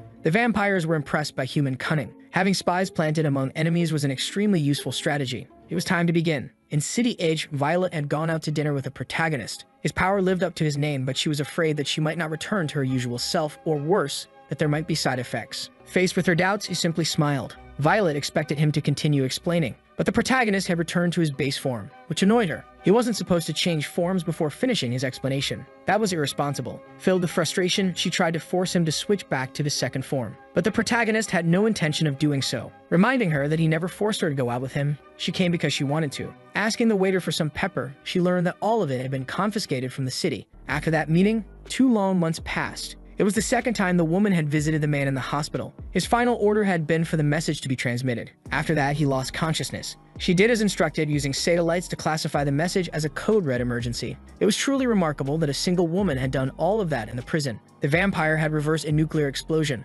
Moreover, she didn't seem to belong to this era. The woman already knew that, and all of this information had been passed on to the department head. In the underground of an abandoned city, several electronic devices were still active. It looked like a secret underground city with extremely advanced knowledge. One of the men seemed to have received a message. Approaching the department head, he reported that there was an ongoing emergency. Dressed in an incredibly cool suit of armor, with a hairstyle that would only make battles harder, the department head finally appeared. Among the ancient ruins, they had found human remains. Among them, a mummy. This was the only genetic material they had managed to find in this abandoned city. A soldier reported the details of the emergency. Professor Jamie, who had been imprisoned, had escaped. This news was so shocking that even the other soldiers looked uneasy. Before them lay a body from an ancient era of humanity. Upon closer analysis, they noticed 134 fractures. Certainly, they had been caused by a monster. This brief description sent shivers through the soldiers. More terrifying still, the body had been burned until it was completely dried out, preserving it for thousands of years. Now it was nothing more than an empty husk. Examining the area, it was clear that a great battle had once taken place there. The creature that had destroyed this highly advanced civilization was truly formidable. There was nothing left to search for. The department head wanted to know more about the emergency. He learned that several presidents had been injured in the incident. The headquarters was in a state of emergency since its combat power had been weakened. Realizing this, the department head decided it was time to return. Before they left, one of the soldiers noticed something. There were inscriptions carved into the ground of the ancient city. This activated a long-dormant system. Metallic spheres began to float, and a hologram appeared before them. It was astonishing that this technology had survived for so long. The figure within the hologram remarked that it was the first time they had seen a human with such a powerful body. The soldiers urged the department head to be cautious. dangerous. But to him, it was just a projection. Shrouded in mystery, the holographic figure studied the men. It claimed it could make the department head even stronger as long as he swore to protect humanity. To him, that was only natural. His desire within those ruins was to better understand history and to learn how an entire civilization had been annihilated. Behind the mysterious figure, a film began to play. The humans waited patiently to see what would be revealed to them. Unexpectedly, the figure that appeared behind them was none other than the protagonist. It was so bizarre that it almost felt like a bad joke. 1,000 years ago, Earth wasn't limited to just 2 large continents. There were 8 oceans, 7 continents, and multiple nations. Humanity had united to the point where they could produce incredible items. They had reached a level of knowledge that allowed them to construct space stations. Their technology had advanced beyond imagination, allowing them to create incredible weapons. They had even fought against aliens, and yet the technology of those extraterrestrials was no match for what humanity had developed. Even monsters hidden in the depths of Earth feared mankind. But there was one being they had never been able to defeat: the zombie. After hearing his brief history, they wondered why they had failed to stop him. But he was the answer to everything. He was the reason for all of it. It wasn't hard to believe, but it also wasn't the answer they had expected. One soldier suspected they were being deceived. The person in the photo didn't even look strong. To the department head, the ancient civilization wouldn't waste its time telling lies. The academies exist to resist zombies. Yet despite humanity's efforts, they had never managed to wipe them out. Perhaps this person was the reason their goal had never been achieved. The department head wanted to know what their next move should be. Their time was running out. They had focused on technology, but now, after seeing such a powerful body, there was hope. The union of a strong physical body with the technology of the past. They could defeat that creature. Then, a gauntlet emerged. It was the technology of the ancient civilization. The holographic projection warned them not to forget. No matter what race appeared on Earth, humanity's greatest enemy would always be the zombies. The department head ordered a soldier to take the artifact, but he was hesitant. Holding the object, he promised that humanity would not disappoint them. All that remained in that place was the dried-up corpse. There was nothing else of value to collect. A soldier asked if they were going to hunt down the person in the photo, but their immediate priority was dealing with the professor's escape. The world was too big. Finding a single zombie would be like searching for a needle in a haystack. On the phone, Violet received an important call. Finally, the department head had returned and was calling for a meeting with all the presidents. The zombie was surprised that he was also required to attend. He had no idea who the department head even was. In the professor's lab, his experiments seemed to be progressing successfully. He smiled enthusiastically, believing he had finally reached his goal. The queen's body was being enhanced. Bit by bit, the protagonist's genes were being assimilated into her. Meanwhile, the queen's vampire underlings were growing tired of waiting. The entire wealth of their tribe amounted to a single coin. Even if they had 10 jobs, they wouldn't be able to feed their people. Even that coin had been obtained through begging. Their lives had become so miserable that they wished it would just end. One companion reminded them that they were strong. They should find another way to make a living. The idea seemed like a joke. They couldn't think of anything profitable. So his companion suggested something simple. Let's rob a bank. On their way, they passed a bank. Inside, the people seemed incredibly slow. A simple withdrawal took almost an hour. They had never seen people move so sluggishly. With their skills, they could rob the place in 10 seconds. They would never be caught. All they had to do was take the money and leave. That was all it took to convince the vampire to commit a small crime. Meanwhile, at headquarters, everyone was gathering. A soldier informed the department head that all the presidents were present. The meeting could finally begin. The department head put on his extremely cool helmet. Now he was ready. This was the zombie's first time having to obey his superior as a president. Meanwhile, the Blood Queen continued being enhanced by the protagonist's genes.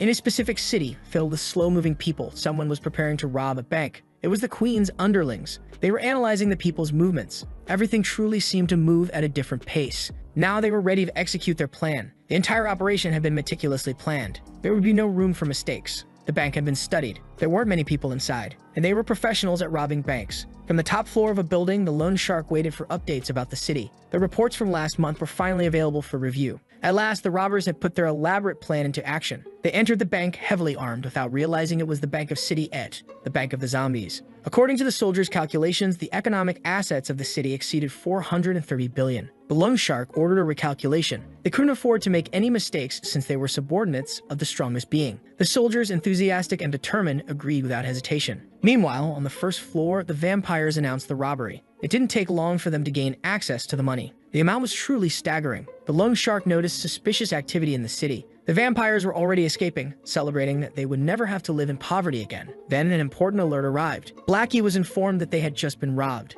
That couldn't be real. It was unacceptable that something like this had happened in this city. Faced with so much money, the vampire leader couldn't hide his happiness. For a brief moment, he felt a threatening presence calling his name. It was familiar. He had felt this before in his life. Then he realized who was furious with him. He couldn't believe his underling hadn't checked who owned that bank. Unfortunately, his subordinate could never have known, because he couldn't read. They had just learned the hard way that the bank they robbed was the Bank of the Zombies. They were definitely in for a long and severe beating. Their escape was quickly intercepted. The vampire leader was already panicking. He could feel it, even from a distance. The threatening aura of the zombies. Now the financial administrator of the city was pursuing the thieves. The vampire's desperation kept increasing dramatically. He ordered the driver to accelerate because the lone shark was the most mysterious of the zombies' subordinates. He had been with him for years. Blackie didn't care what the vampires were doing, but he had one piece of advice if they wanted to stay alive. He moved forward, determined to deliver his message. His advice was simple. Whoever didn't want to perish at the hands of the lone shark should return the money immediately. With a single leap, he generated a shockwave that shook the entire building.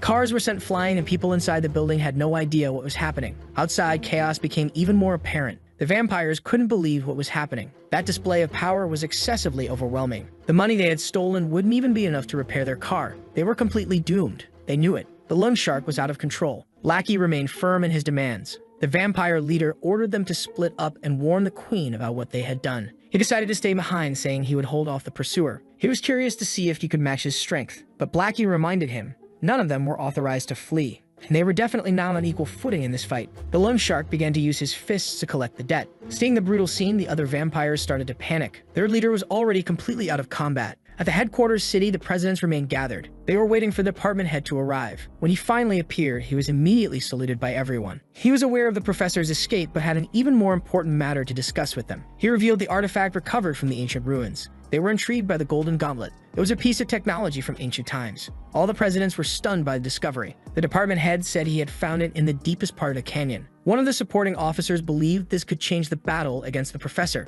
until the department head stated that it would be used against an even greater evil. According to the message left by the ancient civilization, there was a far greater threat on Earth, the one responsible for the destruction of that civilization. Knowing that such a monster existed terrified the presidents. Violet even asked if it was a joke, because the existence of such a being was overwhelming. The department head confirmed that the ancient civilization had emphasized the danger of this existence. They must be cautious about it. For Violet, it was impossible that such a powerful being could still exist. The department head admitted that he didn't know where this creature was located, but he reiterated that they must remain vigilant. The protagonist, intrigued by the gauntlet, asked how it should be used. The department head explained that they only needed to wear it and press the activation button. He emphasized that they must find this creature and eliminate it as soon as possible. The realization struck suddenly. There was someone next to him who caught his attention. He turned to look at the protagonist, confirming that the same foolish expression belonged to the threatening entity. It was impossible that he had been there the entire time. The department head acted swiftly to grab the gauntlet, leaving everyone stunned. Meanwhile, the vampire's body was on a collision course with the headquarters building. Strangely, the plot made sure he crashed directly into the meeting room. The dust settled, and the department head now held the gauntlet.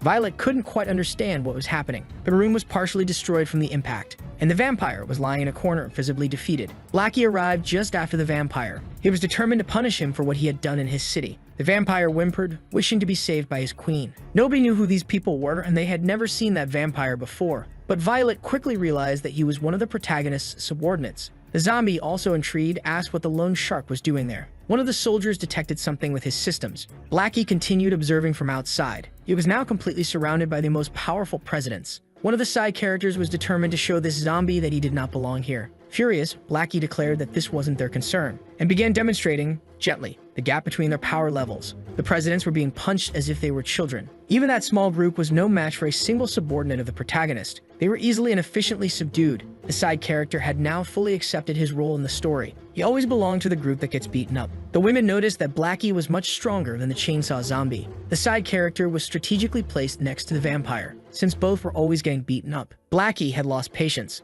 It was time to eliminate some people. The dust seemed dangerous. Violet warned the girl not to touch it, but the protagonist was already prepared to correct his subordinate. Gently, he interrupted Blackie's aggressive actions. Blackie was already on his way to being completely neutralized. He was caught off guard by the presence of his boss. Another shockwave erupted, sending the others flying. A soldier informed the department head about the new president's strength. The presidents standing before him were like ants. The ancient civilization was right. He was truly powerful. After stopping his subordinate, the protagonist took him to the top of a building. Blackie wanted to know what was going on. The zombie reminded him that he couldn't kill people. Meanwhile, the department head activated the gauntlet. The protagonist was explaining to his subordinate that this was the headquarters of the people who gave them the city. His brief speech was interrupted. A solar eclipse began forming in the sky. This was unexpected. None of the humans could explain its origin. The sky darkened completely. Even the citizens were growing anxious. Finally, the Blood Queen made her first appearance since her enhancement. People began to notice that there was someone in the midst of the darkness. The department head was trying to understand what was happening. The presidents who had guarded the prison knew exactly who she was.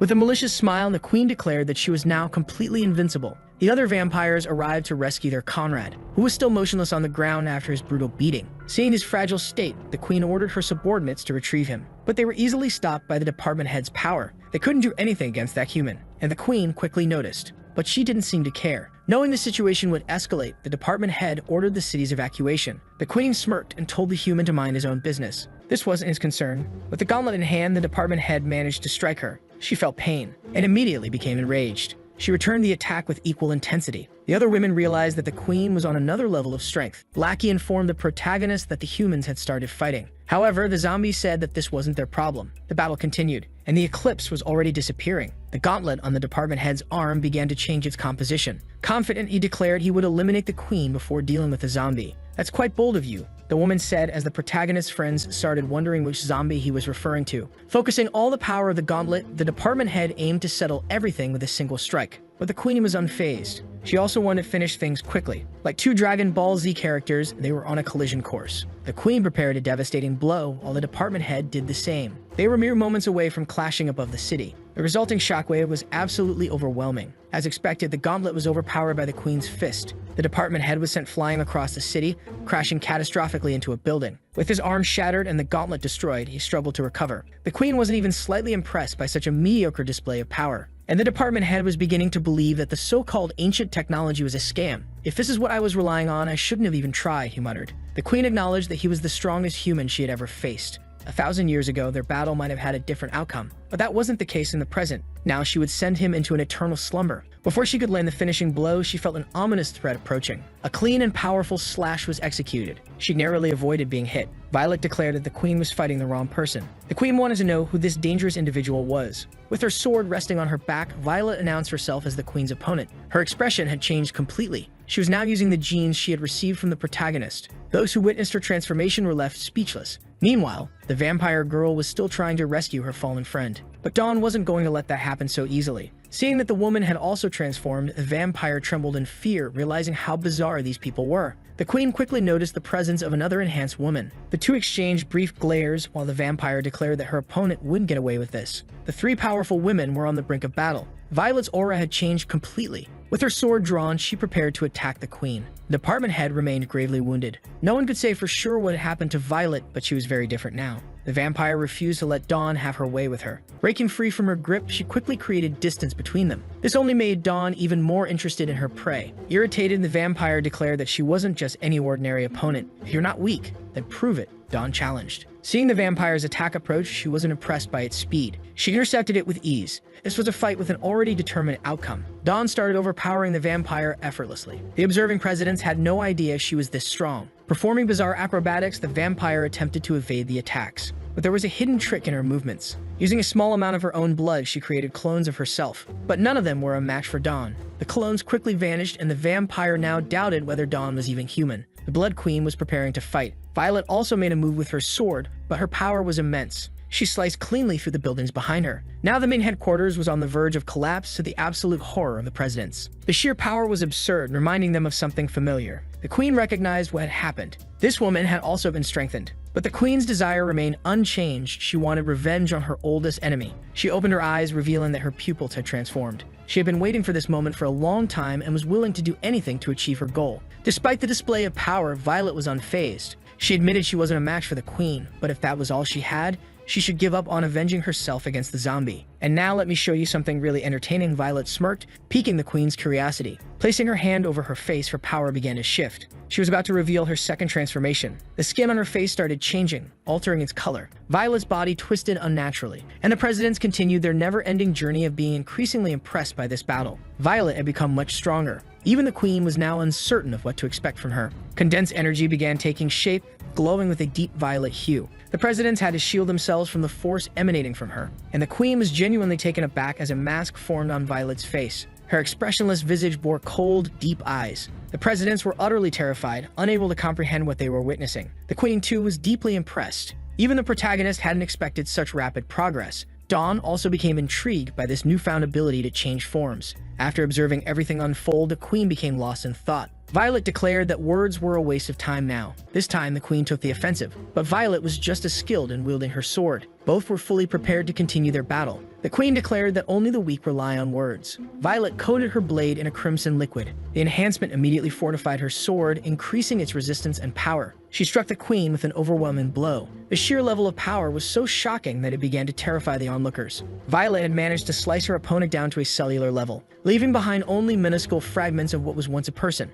As fear gripped the humans, desperation consumed the vampires at the thought that their queen had been defeated. Violet calmly sheathed her sword, assuming the battle was over. The sensors confirmed that every cell in the queen's body had somehow been severed. This had to be a joke. Such a feat should be impossible. The blue-haired woman didn't doubt what had happened. The department head remained frozen, speechless. Violet knew the queen was still alive, plotting an unexpected counterattack. Slowly, her scattered cells began merging in the air, reforming her body. Violet stood waiting, allowing the queen to fully restore herself. Her reconstruction was happening at a molecular level. She emerged completely regenerated, but with one small difference. Her clothes had not been restored at all. The watching presidents could no longer tell if these beings were even human. Meanwhile, the protagonist noticed that Red was about to start fighting seriously. Interested in the battle, he suggested they move somewhere with a better view. Violet was already aware of her opponent's immortality, but the department head, who had been unaware, was now visibly shaken. He began to feel something shifting in the gauntlet. The protagonist warned everyone to leave the building as things were about to become much more dangerous. The queen was now fully clothed once again, and Violet remained ready to fight. The vampire raised her hand toward the sky, and a massive cataclysm began to form. Furious, she declared that the battle was far from over. Violet was pleased to hear this. She also wanted to keep fighting. The protagonist had found a safe spot to observe the battle. The blue-haired woman and another president arrived at his position. Meanwhile, Violet and the queen were spreading destruction throughout the city. Simple movements of the queen's blade had catastrophic results. With a series of strikes, she completely sliced through an entire building. It crumbled into the air as if it had been made of paper. Violet had avoided all of the attacks, and now she was closing in on her opponent. Their blades clashed with intense force. But this time, the human was caught off guard by a surprise attack. However, she wasn't about to allow herself to be defeated. She retaliated with a devastating strike against the queen. The watching presidents could feel their souls nearly leaving their bodies. Only one person was truly enjoying this battle: the protagonist, who continued to watch gleefully. Violet's slash extended for thousands of kilometers. The queen realized the sheer magnitude of that strike. She was far from pleased with how things were unfolding, but her determination never wavered for even a moment. The protagonist remained thoroughly entertained by this overwhelming display of power. The blue-haired woman couldn't comprehend how the queen was still alive. The department head struggled as the gauntlet refused to detach from his arm. Meanwhile, Violet remained fixated on her objective, defeating the threat before her. The queen had no intention of making her job easy.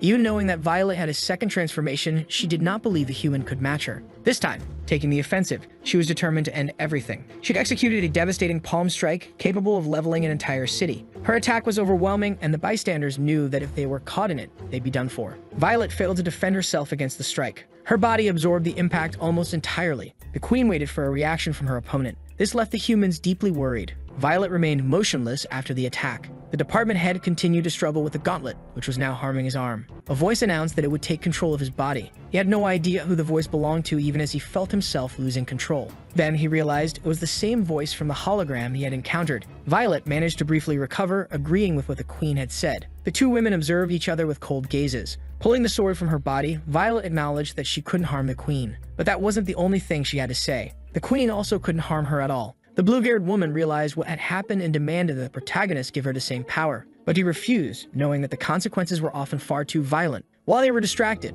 something massive occurred. Neither Violet nor the queen had been aware of what had just happened. Even the bystanders couldn't determine what had caused the strange sound. Outside the Earth's atmosphere, colossal limbs began to appear. Something had been revived. The sheer size of the being rivaled the planet itself. Its shadow stretched across entire regions of the globe. Panic immediately gripped the citizens, who had no idea what they were witnessing. Back in the city, destruction continued to spread. Only the protagonist seemed capable of surviving it. He quickly noticed that people were in danger. Moving at immense speed, he reached them. One by one, he hurled the humans far away from the danger zone. The zombies understood that the entire city had now become extremely hazardous, and that monstrous figure had locked its focus on the two battling women. It was a robot of unfathomable proportions. Both the queen and Violet had to pause their fight. Neither of them knew what had brought this colossal machine into existence. Inside the robot, even the department head was at a loss for what was happening. The man from the hologram apologized. It had been necessary to deceive him. He had to sacrifice himself for the sake of humanity. Some of the presidents had managed to reach safety, thanks to the protagonist. The most cowardly among them wanted to know what was happening. The others had no words left. Outside Earth's atmosphere, the colossal robot ascended. Violet had no idea what was going on. Within the robot's massive fingers, the protagonist was being held. Passengers aboard nearby aircraft were utterly stunned by the surreal scene unfolding before them. Gradually, the protagonist's expression began to change. Faced with this new enemy, the women seemed to silently agree to a temporary truce. The robot assured them that this had nothing to do with them. It was controlled by a humanoid figure of regular size, yet strong enough to restrain the two women. Due to their proximity, Violet ended up being captured. The Queen as well. The controller of the robot declared that they had been studying zombies for centuries. It was disappointing that the women had attacked using nothing more than stimulants. Throughout this dialogue, the protagonist remained in the robot's grasp. But now he had entered his first transformation. With much greater strength at his disposal, he began twisting his torso. The force of his rotation surged through the robot's fingers. The power traveled up his arm in an instant. The robot's controller had not anticipated such a rapid escalation. The protagonist was already advancing toward the core of the problem. At a terrifying speed, he closed the distance. But he was suddenly intercepted. The robot countered his approach. This ancient existence had waited an entire millennium. At last, the day had arrived. The women, who had proven themselves overwhelmingly strong, had been completely subdued. And the protagonist did not like being delayed one bit. The time for his rematch has come.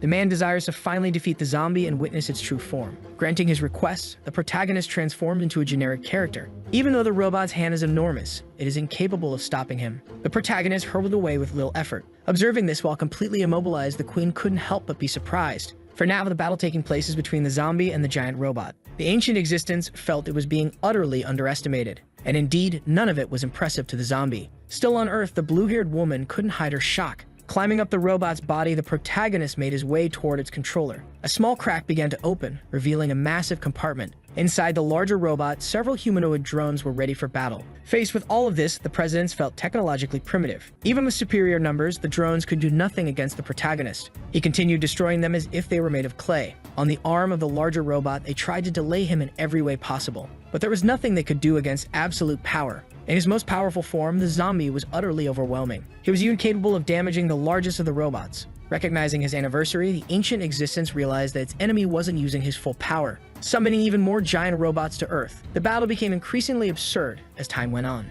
The ancient consciousness revealed that it remembered its last night. It had been able to observe everything that had happened. That powerful form was not the zombie's final form. Imagining that he could become even stronger, human common sense could no longer contain their fear. The protagonist was struck by a blow from one of the robots. Those celestial bodies clashing were destroying Earth's cities. The force of that impact had planetary-scale consequences. The protagonist was thrown toward the moon, causing massive destruction. His body ricocheted several times across the lunar surface. Even so, none of it affected him or changed his expression. Trying to regain control of his body, the department chief disagreed with such destruction. But the ancient entity was determined to eliminate humanity's enemy at all costs. The robots continued their relentless pursuit of the zombie. The most astonishing thing was that even on Earth, the presidents seemed to know what was happening. It was possible to see that on the moon there was a massive robot resembling a human. The ancient man remained determined to eliminate humanity's enemy. The protagonist continued to dodge every attack. Once again, he managed to get close to one of the robot's faces, preparing to deliver another one of his powerful blows,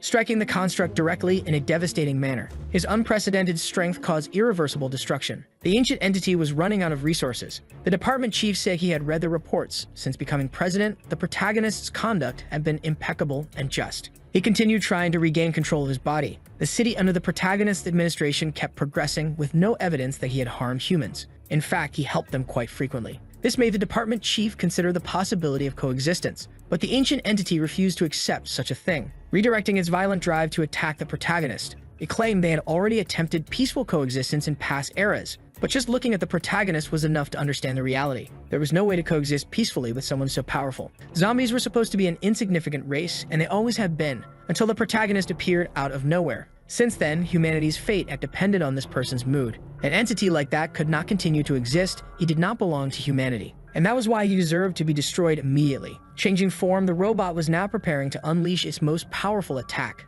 divine punishment. Several robots like it began appearing in the lunar atmosphere. Their swords pierced through the entire planet. Massive waves of electrical energy surged from the moon. Even so, none of it could stop the protagonist, who recognized the human had been striving for strength. But just because he was bigger or had greater numbers didn't mean he had attained it. This realization left the ancient entity terrified. All it took from the protagonist was a simple snap of his fingers. Immediately, the robots were destroyed until they turned to dust. Massive earthquakes were spreading across the lunar surface. The effects of this magnificent battle were already reaching Earth itself. Faced with the imminent danger, the presidents decided they had to help evacuate the citizens from the city. Finally, the protagonist had approached the main body. Landing an indefensible blow on its face, he directed his enemy toward Earth. It fell into the ocean like a meteor. Meanwhile, the protagonist decided to land on the continent. Using his hands, he began to separate the land beneath his feet. Truly, there wasn't much that could be done against all that power. Inside the city, the presidents were already focused on the complete evacuation. Citizens frantically searched for shelter. The blue-haired woman noticed a crack that kept growing. She had no idea what it could mean. The protagonist continued to split the continent with his hands.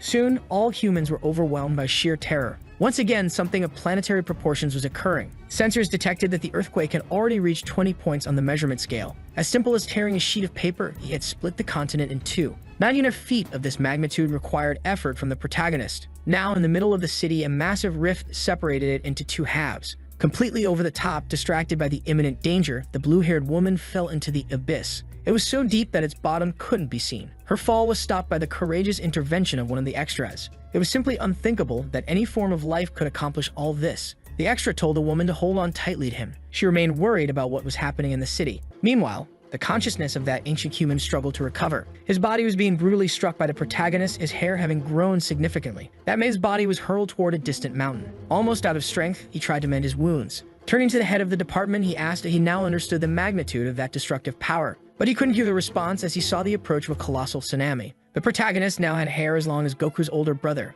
It was hard to imagine what kind of life form he truly was. Having been free from her restraints for some time, Violet watched the unfolding battle. The Blood Queen had never seen that form before and questioned whether this was really the zombie she knew. This was exactly what the ancient human had witnessed. This was the true form of the zombie that had destroyed everything. Knowing his opponent was now at full power, he charged at him. But the protagonist didn't even bother to move his single muscle. Blackie, watching his boss, began wondering if he had lost control. He needed to act quickly, or that human was going to lose his life. The ancient consciousness was using all its power to end the fight, apologizing for what it was about to do to the department head's body. Beyond his sheer coldness, the protagonist's facial expression was unreadable. All he did was make a small gesture with his hand. That alone was enough to completely destroy the ancient armor. Then, by clenching his fist, he increased the intensity of the attack. To the hologram man's shock, his body was completely twisted. He was launched toward Earth in a devastating impact. His armor was utterly eradicated. Even at its most powerful form, the armor was unable to subdue the zombie. Despite everything, the department head was still alive. Looking at him, the presidents grew sorrowful, believing there was no longer any hope for him.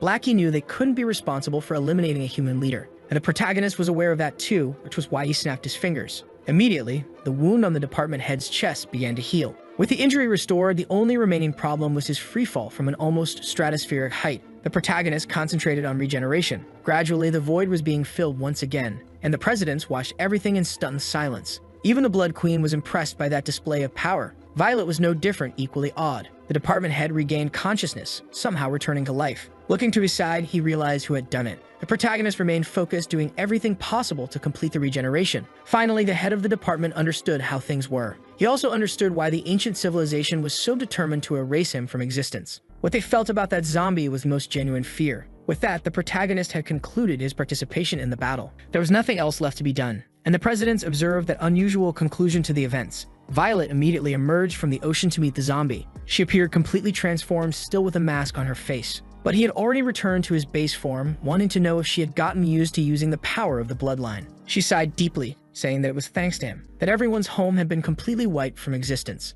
If he could have ended it in a single blow, he should have done so from the start, but the zombie didn't want to scare people. Unfortunately, he ended up scaring the vampires. The Blood Queen did her best to hide. That event caused the southern continent to shift 130 kilometers, completely changing the Earth's climate and creating the deepest trench. Since they evacuated the city in time, there were almost no casualties, and the zombies were tasked with rebuilding the destroyed cities. The head of the department continued with his administrative duties. Now he finally knew why the ancient civilization wanted to destroy the zombies. It was up to him to decide what to do after witnessing all that power. The chief inspector appeared in his office at his request and was ordered to buy the highest quality eggs, because he had a visit to make the city itch. Meanwhile, in a new city, the Blood Tribe was establishing a settlement. One of them tried to hurry up the zombie worker, who was very slow. His friend wanted to know where he got the money to hire those workers, but he refused to answer. Even though they were enemies, the loan shark agreed to lend them money. He did so because the king ordered them not to fight, which would also prevent future robberies at the bank. That's why he granted a loan with abusive interest rates. Definitely, the nickname Loan Shark he received in this story was not given for nothing. Still in conversation, the young man wanted to know where the queen was. Since everything that happened, she remained very desolate. She never imagined that her enemy was even more powerful. Until now, every time she fought him, he only used a small fraction of his power. After witnessing what she did, she understood that she would never be able to reach that existence. Now everything was calm in City Ich. But amid the ruins of the ancient civilization, people were searching for valuable items. It was the mad scientists, and they seemed to have found what they were looking for. Before them was a small body that had been incinerated. Professor Jamie carefully observed his great discovery. He would not give up on achieving his goal as long as there was life in his body. The alarm clock rang in the protagonist's room. Waking up in a good mood, he gently turned off the alarm. But he still hadn't gathered the strength to get out of bed. The protagonist's name was Zombie. As he walked to the refrigerator, he acknowledged that he didn't know his age or have any memories of his human life. The only memory he had was of when he was a student and became a zombie. At first, he was as ordinary as all the others, just like those who have nothing special. But to avoid becoming a perpetual energy engine, he decided to get stronger. He stopped attacking people and started eating protein powder meals. Eventually, with much training and dedication, he became a zombie version of Saitama. His power was unprecedented. His first transformation was astonishing. His second transformation was terrifying. And in his final form, he was a walking cataclysm. Tired of fighting, he decided to help humans by solving countless problems. This led him to have his own city. The problem was that he had become too strong, causing a constant fear among humans. The doorbell to his apartment rang. He opened the door to see who was outside. Violet didn't understand how the leader of that city could be so lazy. It had already been 2 hours, and he was late. Closing the door, he said he would be ready in a few moments. This was the dawn of a new year, and they would assist the academy in continuing to grow. Several candidates were presenting themselves once again. From that moment on, the zombie would consider them for a period of prosperity. He was introduced as the new head of the academy and timidly made his way to the stage. The students shouted loudly, welcoming him. On stage, he simply observed all that obedience. Thinking that the students must be hungry, he brought eggs for them to eat. That was not exactly what they were expecting. The former chief was now just a president, and despite the provocations, he said that no one could defeat a zombie. The head of the department was sitting, calmly drinking tea. The inspector tried to approach him, saying that an emergency was underway. They asked her the reason for the urgency, and she simply said they were in serious trouble. The supreme president was calling them. That even surprised the head of the department. The head of the department took over the call from that point on. He said he was about to send his report, but the situation was urgent, and he hadn't had time for that, though he would comply with the orders he had received. The inspector wanted to know what was going on, and he said that everyone was aware of the incident involving the ancient civilization. She didn't know how that was possible since they hadn't told anyone. He reminded her that the event was so grand that it could be seen even from the other side of the earth. According to the news, a great battle took place suspected to have involved the ancient civilization. That's what the reports were saying. Moreover, the exchange meeting was about to happen. That reminded him that he wanted to know where the eggs he had ordered were. The inspector had them properly stored. He was preparing to go to City Ich. Since he had made the zombie the head of the academy, he figured there was no problem asking him to do that job. As soon as he rang the doorbell, he was surprised by Violet. Even more surprising was that she was dressed as a waitress. Seeing that peculiar outfit, he began making assumptions about her. The woman said it was all just a big misunderstanding. Soon, the blue-haired woman also revealed herself, greeting the head of the department. Shocked by such shamelessness, he considered reporting it to his superiors. That was far too bold, even for the two of them. The blue-haired woman was terrified at the possibility. Seeing that he was leaving, they said they were only doing it to celebrate the zombie's promotion. Both were dressed that way because they had lost a game. The head of the department found it hard to believe since those outfits were truly unusual. Since he didn't believe their words, he should enter and see for himself. Inside, the protagonist seemed to be playing a card game, and the Iron President was determined to beat him this time. It looked like he had drawn a card that would lead him to victory. The atmosphere inside the zombie's apartment was festive. Even so, the head of the department was overwhelmed with embarrassment. He saw several vegetables being tossed into the air that were then sliced into many small pieces. It was the iron figurine who had cut them, making an elegant presentation as he arranged them on a plate. Full of joy, he was bringing the snacks to the guests. At that moment, he realized the head of the department was there. He tried to explain, saying that he was forced by the zombie to do all that. The head of the department didn't even know what to say to him. In truth, it was good that everyone was gathered because he had important news to share. Gathered there, the zombie discovered that the head of the department was not the leader of humanity. He confirmed the information, thanking the iron figurine for his service. There were several provinces in that region spanning thousands of kilometers. Seeing that he was about to remove his mask, everyone immediately focused on that revelation. The head of the department removed the lower part of it, stating that he was merely the leader of the province. Seeing the curiosity of his companions, he asked if something was wrong, but they looked away. Currently, the plan had only 2 continents,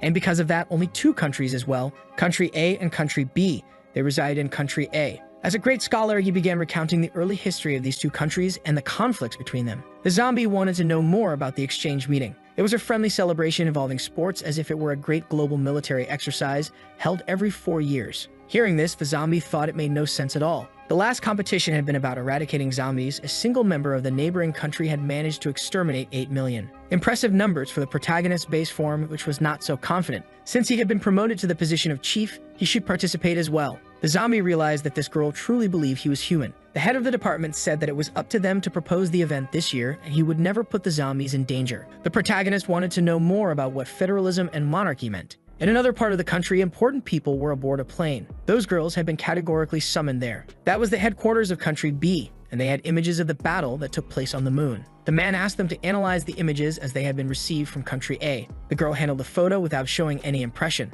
She and her twin sister did not seem impressed by it. Even so, they continued examining the photo with great attention. They realized it was related to the technology of the ancient civilization. Their intelligence suspected that Country A was in possession of that technology, which represented a strategic disadvantage for them. They would soon be receiving the president of the other country, and he asked his best subordinates to set aside their issues with their sister. He wanted them to investigate everything at the event in a very clear manner. The king had a particular opinion regarding their sister's participation in religion. If they executed their mission well, he would request a royal pardon for her. After hearing what the prime minister had to say, they agreed to follow orders. In a secret laboratory, they were preparing more of that solution capable of enhancing strength. The professor observed the experiments with great attention. Source number 1 had already received the serum. He was awaiting the results from sources 2 and 3. A technician reported that source number 3 was being prepared. Sitting in a chair was the body they had found in the streets. Referring to the professor, the technician stated that the body was already properly prepared. That was perfect, but the scientists doubted they could successfully revive a mummy that was 1,000 years old. However, in the field of biology, there was nothing the professor couldn't achieve. He ordered the process to begin immediately. The technician started operating the lever that activated the entire system. From the other side of the room, they heard a very intense scream. Even witnessing all that, the scientists still doubted their success.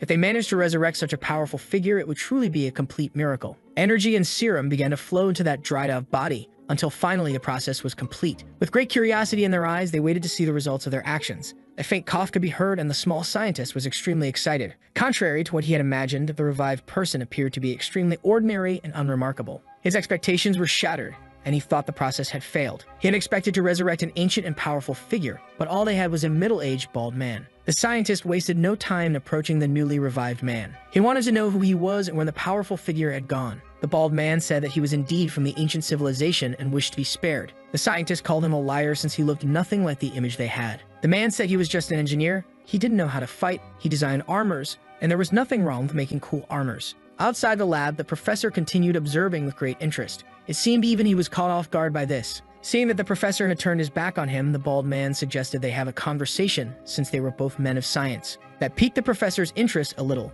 The two exchanged glances briefly, as if analyzing each other. Approaching him, the professor asked what he wanted. Even though their starting points were different, they could work together. But since he had already been defeated by the zombie, the professor wasn't interested. The man said they had already analyzed the zombie's genes. The professor's method was flawed. What was truly terrifying wasn't his strength, but his ability to become indefinitely stronger. Hearing that, the professor showed more interest. For all intents and purposes, those were the two most intelligent men on Earth. The professor was a master of biology and already had the zombie's genome. Meanwhile, that man had extensive knowledge of engineering and also knew how to use the zombie's genome. That was enough for them to create a new form of life. After presenting his proposal, he wanted to know what the professor thought about it. The professor took a moment to respond, but he had no reason to refuse that suggestion. That marked the beginning of a great and promising collaboration between the two. The head of the department's proposal was not well received. No one believed he would send the zombie as the president's bodyguard. After all, that charming figure with multiple personalities could be a danger. But the head of the department had no choice. He was worried that this could be a dangerous trip. He definitely had reasons to be concerned, and soon his request was taken seriously.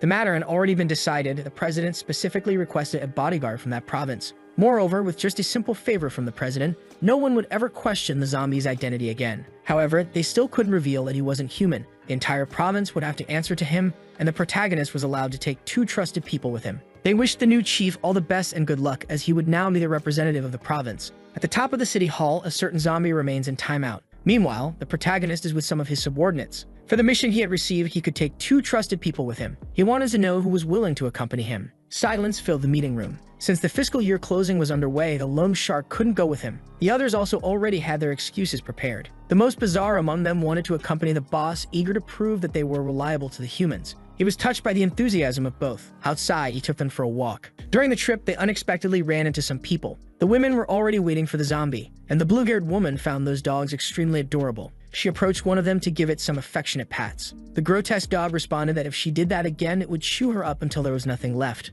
She was immediately startled by the animal's words. She never imagined a dog could talk. Violet had to explain to her that it was, in fact, a zombie. It was time for him to follow her now, as the president of the country wanted to see him. Finally, they appeared to be in another location. Other bodyguards had already arrived as well. Like all provocative extras, they assumed he would give up on the responsibility. They couldn't believe how the former chief had been replaced by some nobody like him. But what was even more bizarre was that the president had so much trust in such a small province. After all, they could easily beat that new chief with their hands tied. The protagonist made sure to demonstrate who was actually the strongest in the room. The impact was devastating. That extra had now become part of the decoration. Violet placed her hand on her forehead in disappointment. Meanwhile, the other bodyguards were also very impressed. The blue-haired woman already knew something like this would happen. In the presence of the president, he was finally received. Even so, he still felt quite shy about the situation. The president had received good recommendations about the new chief, who was supposedly the perfect bodyguard. He asked what the bodyguard would do in case of danger. The protagonist confidently stated that, as far as he was concerned, nothing was truly dangerous. Faced with such exaggerated confidence, the president said he liked what he heard. Meanwhile, someone was exploring ruins located in Country B. A woman was sitting